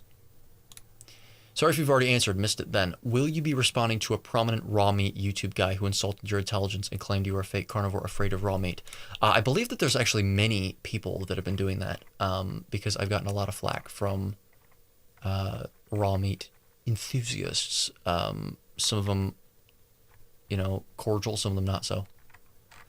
I got 7 jabs. Yeah, Bill, you're done. React to Rhonda Patrick and recommendations of fiber. There's no argument against fiber. Oh, God. Rhonda. These people really think they understand statistics. It's hilarious. Because, of course, these people are so myopic when they look in human nutrition science. It's unbelievable. Unbelievable. These people. Wow. Yeah, so this study in like 32 people, that showed that there is a fiber consumption, increased the benefits was beneficial for. Give me a fucking break. Oops, bleep. You can't say that. Just did, mofo. Also, thanks for the stream and answering questions. I'm sure we're all thankful in a big way. Yeah, no problem, Charles. I look forward to doing this more in the future. But I knew all too well to not take it anymore after changing my diet against the diabetes dietitian's recommendations. That's interesting. So did your dietitian recommend you continue taking metformin while cutting out carbs? Are they Are they silly? Are they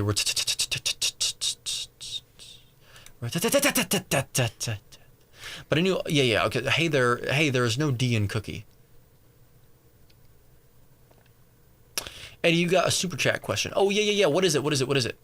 Your thoughts on blah, blah, blah, blah, blah, stuff I can't talk about on YouTube. Well, that's way too experimental, came out way too fast, and do what you'd like, but that's not really something that I recommend people do, and I didn't do it myself. Not even a little bit. Not even a little bit. Not even a little bit. And I don't think that anyone should be doing that because, again, going back to the principles of vindication, barefoot runners work for grounding. Barefoot runners work for grounding. Are you talking about like shoes? Or like running barefoot works as grounding. Wait. But waste or waste of money. But yeah. Okay, I don't know, I'm sorry. Barefoot like if you're gonna use those shoes that are like, whatever. Are they shoes? Yeah, I would presume that that's what they were talking about. You got to make sure that you're actually on the ground, and then if so, fine. Are they Jacob Foods? Yeah. If you can just get ahead. By the way, any of you, if you want to go ahead and get a hold of Jacob Foods for me, so they can actually respond to my message from months ago, where I said, you ready to talk to me face to face, and then he never responded, never even opened the message because he's a coward. You want to go ahead and do that? No, he's literally a coward. He is a coward, an absolute coward. He's a beta soy boy male. Oh, very thin shoes. Yeah. Very thin shoes. At that point, you might as well run barefoot, right? I mean, nah.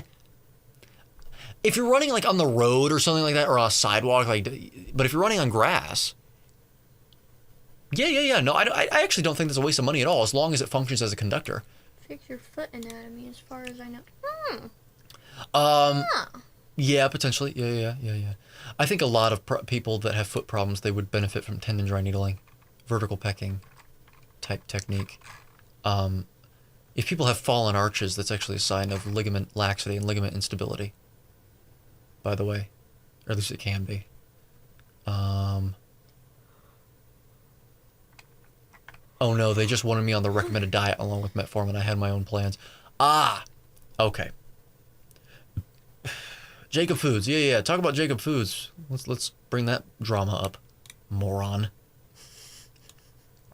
I mean, here's the thing. I understand like the idea of uncoupling time from money and all that stuff, and earning money in efficient ways instead of like trading time for money. I get it. But I still have a hard time accepting the fact that Jacob Foods can grab his phone, lie in bed, record a video of him just doing this, making a face at the camera, write a caption on the screen, post the video on TikTok and on Instagram, and get tens of thousands of likes and views, and get money. Look, supply and demand, that's how the markets are today. But gosh, is that not sad? Can you explain what the difference between testosterone and DHT in regards to what they do in the body? Not in depth, no. Unfortunately. I'm not familiar enough. That has to do more so with endocrinology. And the only endocrinology that I really know about a lot is insulin and glucagon. glucagon measured in picomoles, insulin measured in international units, and whatever. We'll be on for about just about 20 more minutes. I'll go on till 8. These live streams, just so you guys know, they're not going to go. They're not going to go till 8 o'clock at night. That's our time zone, at least. Not all the time. That's not the plan. I'll probably start them earlier if I'm gonna do them. But special occasion, 10,000 subscribers. So it's does electrocuting yourself count as grounding? No. No. Not quite. HCG injections instead to promote testosterone production instead of getting TRT injections. I'm also not familiar with that intervention either, unfortunately, Nathan. What I can say is that when you start injecting your own testosterone, your body will shut down its own production of it, which makes sense. Which may have implications in it being able to produce it to the same degree again after you stop it. But I don't really know. I don't know about that one. Ava says hi, and we want to know how are you speaking at any event. Know if you are speaking at any events coming up. I'm going to divulge this information right now. I have been invited to Meet Stock next year, but I'm not making any promises because I do not know what's going to come up. I've been invited to do an event at Meet Stock, and it would be a good experience, and I think that I'm going to try. I do want to do that. Maybe do a live reaction in front of hundreds of people or something like that. But I don't know about what's going to happen. In fact, I just talked to the guy that runs the thing about giving me a deadline because I have to navigate treatments and I have to navigate building what I'm building, and it's just, hard to say at the moment. Other than Meat Stock, no. But it's something that I want to do eventually. Eddie and Bella, do you like fish and shellfish? Yes, I love. She loves seafood way more than I love seafood. However, I do love seafood. Oh my god, crab. Sometimes we get a bag of 2 pounds of wild-caught crab legs, and I eat the whole thing in one sitting. Dude, it is really good. One time I ate 4 pounds in one sitting. Hey, man. And I was still hungry. Yeah. So seafood isn't satiating enough, and I think that's an indication of it's not so often frequently consumed consumption throughout history. Because you would think that it would stimulate satiety faster if we were designed to eat it, right? But I don't know. Do you think that exercise is bad for height growth during puberty as it is a stressor to the body and cortisol will be increased? No, if anything, actually, it'll strengthen bone density and help with growth in puberty. Things that interfere with growth seem to be malnutrition more than anything else. In fact, there's actually psychoanalytic studies that people have long wondered how to increase IQ in people. What methods increase IQ? There have been no methods found that actually increase IQ, even in genetically identical twins separated at birth, with raised different ways. Their IQ actually hit they were so similar that you could basically predict the IQ level of the other person based on how they were answering the questions. They were so similar there was basically no difference. The reason I bring that up is because the opposite is not true. There's many ways that you can ostensibly decrease IQ. There are not too many ways that you can increase IQ beyond your genotypic maximum set point. It seems. So in terms of the ways to do that, it seems, it would be malnutrition. That's a big one. Abuse is another one. Abuse seems to be highly correlated with lower IQ. Now, whether it's because of the abuse or whether it's because of the neglect to teach them things, well, who knows? And to feed them well. I guess it always goes back to that, right? Swapped it out on my mother-in-law's truck for her 16K hitch. Something else for us to talk about in our next video. Noted. Yes, Nathan. It better be actually noted. Because then we'll have a really good conversation because we'll have another list of things. Question about calories. Do we burn calories? Well, you cannot burn something that is the result of burning something. It's not possible. In terms of burn, usually people mean release, which we do, which is why we have body heat. But that has no effect on the mass balance of the body. They're not even a good proxy measure for it because the calorie number on food labels is out by 20% in either direction, first of all. And even if it weren't, you don't know how many calories quote unquote, you're absorbing because you don't. I mean, do we urinate and defecate, guys? Because if you do, then you're not absorbing everything. I say guys like I'm like scolding you. Don't worry, I'm on your side. But it's directed at people that don't understand this and like, okay, so 120 calories. It's like, how many of those are you absorbing, man? Because fiber, for example, is counted in the number on labels, calorie labels. Well, you're not absorbing any of the fiber. So, also protein. How much of it is being used for energy, is releasing calories, and how much of it is being incorporated into your structures of the body? And then hormones play a role as well as to how many calories are released and how many, calories are not released and all that. It's just ridiculous. The term calories needs to just leave people's lexicon. I can't stand Michaela Peterson, as Owen Benjamin said he can spot a 304 from miles in the mist. Is that in reference to something else? Face IQ reaction when?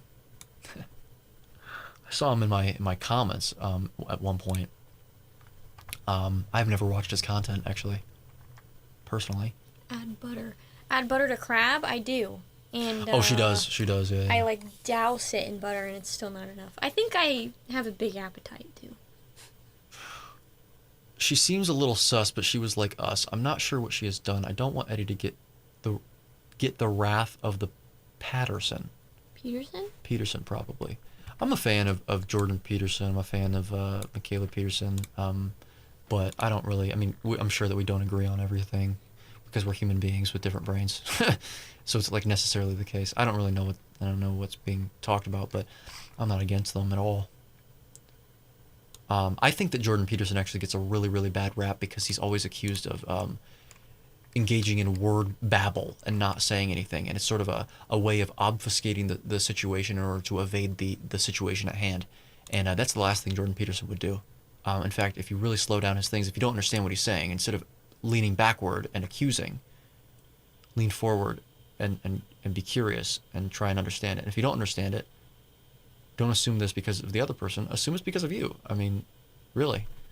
Well, that's a really good habit to have. And typically, whenever you do that, you realize, Jordan will always say things like, "What do you mean by happen? What do you mean by God? What do you mean by this?" And it's like, yeah, I do the same thing on my channel because words matter. Especially when you start talking about the distinctions between different types of truth, material truth versus transcendental truth, post-enlightenment truth versus pre-enlightenment truth. It becomes a really, really, really, really critical thing to cover. So, what? Okay. Fellas, we pissin'? I don't know what Maryland blue crab is, but I know that I can't afford king crab, so I just get snow crab. Snow crab. There's a brand or something. Here's the other thing. The place we're in the Midwest, we're in Illinois, so it's also we don't have the greatest variety of seafood that I think other places do have in the United States. So your large intestine replaces its epithelium every 3 to 5 days. That doesn't surprise me, and I would highly. You know what? I wonder. I would suspect that varies depending on how much fiber you're consuming, because I wonder if it's faster if you're consuming fiber because it abrades the interior lining. However, there's a difference between endothelium and epithelium. Epithelium is sort of on the interior of it's on the basal side of the membrane instead of the apical part. Cell biology now. Okay, what can you advise for people who are trying to gain weight? Well, the first thing I would ask is why are you trying to gain weight? In what form? Because that matters. I don't think it's a good idea to try and gain weight unless you were looking at a specific goal in mind, in which case I would usually... Or if you're, really underweight. Unhealthily underweight. Oh, well, that I would just say go carnivore, because it's going to gain weight. Okay, what can you advise for people who are trying to gain... Yeah, okay. Haha, which one you... Face IQ reaction when? I don't have any plans on doing that. I react to people that don't know what they're talking about, and Face IQ seems to, from everything I've heard, know what he's talking about, but I could be wrong. He also doesn't really focus on diet and science. My whole shtick is science and biochemistry. When his voice starts cracking and he talks about men suffering, I get scared. Pain like that is intimidating. That's interesting. That's an interesting response. The one thing I do find Again, I lean forward, not backward. Okay, I want to understand how his brain works, but whenever he cries a lot, and Wait, who? Jordan Peterson. Oh. Yeah. I think he sees things with a level of profundity that other people don't, and it's interesting to say the least. I don't really know what to make of it. It does. I understand. What I will say is I understand why people find it annoying, and I understand why people immediately will think, well, it's ironic that this guy's talking about masculinity when he's crying all the time. Not to say that masculinity must mean that you never cry ever, but I mean, I don't know. I understand why people can conflate that with fragility as opposed to security within oneself. I'm a Maryland girl. Blues are our thing. It's an event, not just a meal. Ah, Maryland. Jealous. Maryland. I'm jealous. Yeah. The easiest way to gain weight is drinking lots of raw milk. Yes, well, there you go. That's another thing. However, that's going to be mainly fat, I would suspect. So it depends on what your goals are. But I would wonder why you're wanting to do that. You are... FCK, I can't text. Like Eugenia Cooney, she's kind of thin. Kinda. Yeah, she's just a little on the thin side. Yeah. That woman. All the best. Congrats on 10K. Man, good to have you as a part of it. Good to have you as a part of it, for sure. Okay, I guess I got to try both crab types. Do y'all like lobster? Yes. Oh my god, I love lobster. Never had it. Oh my god, it's so good. I want to have it. Lobster bisque is one of my favorite foods ever. Oh my god. I'm hungry. I think part of it is they're annoyed, but it's also that he encourages it by the way he addresses critics. Yeah, I mean, it depends on the critics. I think he actually is very self-aware, because what happened was whenever he was on Twitter, he was very vicious, and he actually saw that, and then he doesn't do that anymore. He says things he maybe not, it doesn't mean in the moment. Twitter will do that to everyone. The online world just does that to people. I know what it's like, and I've noticed. I'm going to say this in the most humble way possible, because he's way older than me and way more experienced than me. We think the same way. I'll find that I ask the exact same questions. I ask a bunch of questions about things, really deep philosophical questions, and then he'll be saying something that's literally expounding upon the very thing that I'm asking. And I'll go, oh my God, wow. The older I've gotten, the more I actually understand what he's saying, too. When I was younger, I didn't really understand what he was saying. Like 16, even 14 years old, actually. But yeah, he's really conscientious, so he removed Twitter because he was like, I regret what I've said on Twitter. Like, it's just, I don't know. It brings out the worst of all of us, and I realized the same exact thing. Wow, I'm in Illinois, not sure why that excited me. I'm not a stalker. Never mind, I mentioned that. What does that mean? Do you get it? A stalker, I think, is what they meant. Oh, yeah. Sometimes I'm a little dumb. Sometimes I'm human. We're all human. Sure, crying is normal, but to feel so deeply about everything is a bit abnormal. Yeah, but again, I wonder how much of that has to do, like, I think there's better ways of handling it, sure. I wonder, I don't think he really likes the fact that he does it either. But he does, very clearly sees things in a different way. He sees truth in a different way than other people do. It's far more profound to him. And I wonder, I don't know. I'm severely, almost crossing malnourished. I'm underweight. Okay, Matt, if that is the case, I'm not someone that is qualified to provide you nutrition advice, okay? I'm not qualified to give you any advice. I'm qualified to give my opinion as a human being on this planet. If you are not on a carnivore diet already, I would recommend doing exactly that. Prioritizing fat, prioritizing protein. Prioritize all of it, all food. In fact, if you don't have any metabolism issues that are causing you to be that underweight, and you're genetically normal, then that would be my first priority. Transitioning prudently, but if you're in a very critical situation, perhaps consider doing it overnight. Be aware of the risks. Those risks very well might not even come close to outweighing your current position, though, which is why I say that. What other things do you do outside of YouTube? Oh, first of all, would you consider enrolling in Peterson Academy? I'm not interested. I'm also not really a fan of Ben Bickman. Not a fan of that. Not a fan of the way that he views things. I'm a fan of the fact that he doesn't look at calories and he looks at insulin, but except actually he doesn't even say that. He says calories are really important, but what's more important is insulin. I'm not a fan of Ben at all. They're huge fans of him, and that irks me.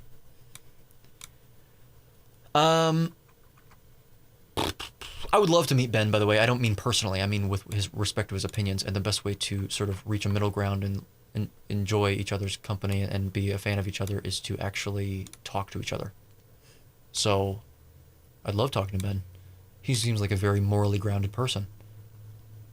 So, What other things do you do outside of YouTube? Yeah. What other things do I do outside of YouTube? I study, I write, I listen to a lot of music. I Write music? Oh, I used to write music. I used to, I want to get back into that, but I'm very busy at the moment. I don't really watch TV. I don't watch YouTube. We watch a show. Yeah. Well, we do watch some TV, but I'm saying we don't really do that. Sometimes we'll find shows that we like binge within a week. Yeah, you'd be surprised how much of a normal person I am. But I really enjoy studying, and I have a voracious appetite for knowledge. Mostly the foundations of things. Like, you know, if you're gonna form a hierarchy of knowledge, the very base of it would be philosophy. Then the next bit would be epistemology. Then it would be statistics, actually, in my opinion, because statistics is the skeleton of observation. And then above that, then you've got a level that has multiple different fields of science. You know, like you've got in my case, like in this arena, it would be, you know, biochemistry, cell biology, physiology, anatomy, all those things. But anatomy is actually broader, so it's even above that. So like you get physiology is under anatomy, and then under physiology is actually biochemistry, or perhaps cell biology, and then biochemistry, and then statistics and epistemology and the philosophy. Like all those things matter. And I'm really into learning all of it. I mean, even stuff like embryology. I just want to help people with knowledge, and I want to empower people with knowledge because I think the biggest threat facing us as a society is ignorance. Intelligence is actually a responsibility. It's a gift. And people don't treat it that way. They let it atrophy. It's your responsibility to be intelligent. It's your responsibility to learn things about the world. And the reason for that is because if you are too ignorant, there's a spectrum of ignorance. There's a part of ignorance that equates to innocent, that is innocent. So everyone is ignorant to some degree. I'm ignorant of certain things that, you know, I ought not to be ignorant about, that would actually make it not innocent. And I think it's incumbent upon me to learn those things, to not be innocent about, or not be ignorant about those things. But there's other things that, you know, I'm ignorant about, like, you know, music theory, believe it or not. As much as I write music and I'm really into it, I'm ignorant about music theory. Yeah, but that's not irresponsible of me, you know. But we're living in an epidemic of ignorance to a degree that is not innocent at all. Because if you become too ignorant, it poses a danger to everyone that you surround yourself with, every single person in society. It's. That's a good question. Yeah. What, this? Nope, the one right below it. Eddie, when are you going to take Bella to Disney World? I don't know, man. I want to move to Florida soon, but I don't know. Maybe when Disney seems to be on the right track now in terms of their ideology and, like, you know, correcting that, which is good, because I don't like supporting brands that are like that. You always have to be careful not to denigrate the company itself and actually the people that run it. But great work on getting to 10K. Alia! Hello. Last I spoke to her, she was on the Dr. Kiltz. She was like the debate moderator. The debate moderator! Yeah, no, good to have you as a part of it, Alia. It is quite surreal, and I hope to get it to 1 million. 1 million one day, perhaps. I don't know. Sounds like you may like Jay Dyer or Greg Johnson from Countercurrents, who wrote books about the Greeks. There's so much I have to read, man. There's so much. Probably take years to get to that. Whenever you come, I got some free park hopper tickets for y'all I from almost being. did that. I was almost a whole cast member through the college program. Wow. She's a performer.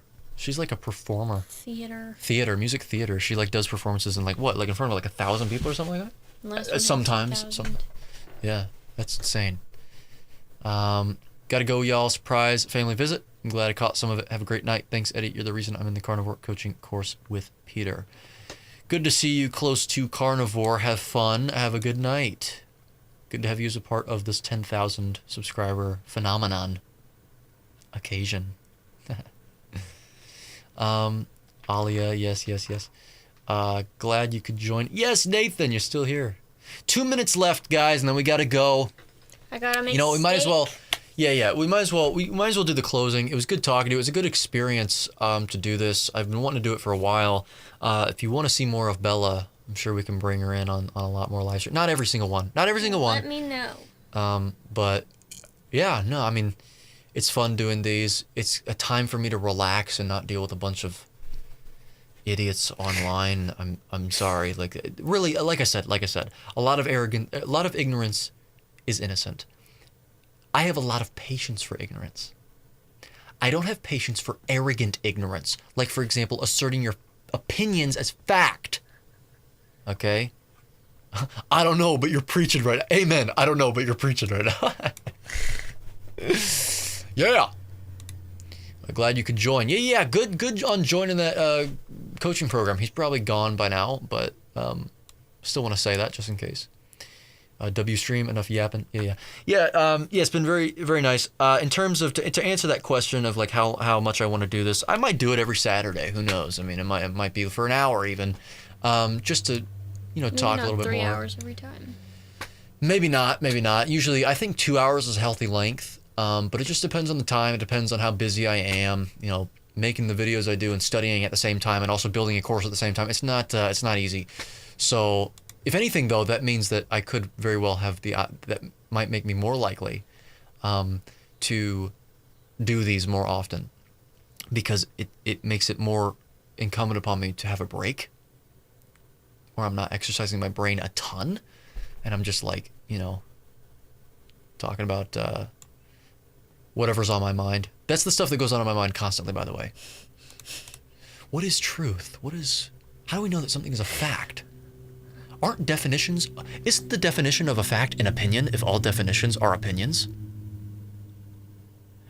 And I'll leave it at that. I'll leave you with that question tonight. But yeah, good to have you all as a part of the 10,000 subscriber feat, I guess you could say. And looking forward to having you as a part of the 20 and 30 and 40 and 50 and 100,000 subscriber occasion. So, with that being said, join me next time when we're reacting to more absolute imbecilic nonsense online. So, Bye-bye. till Bye. then.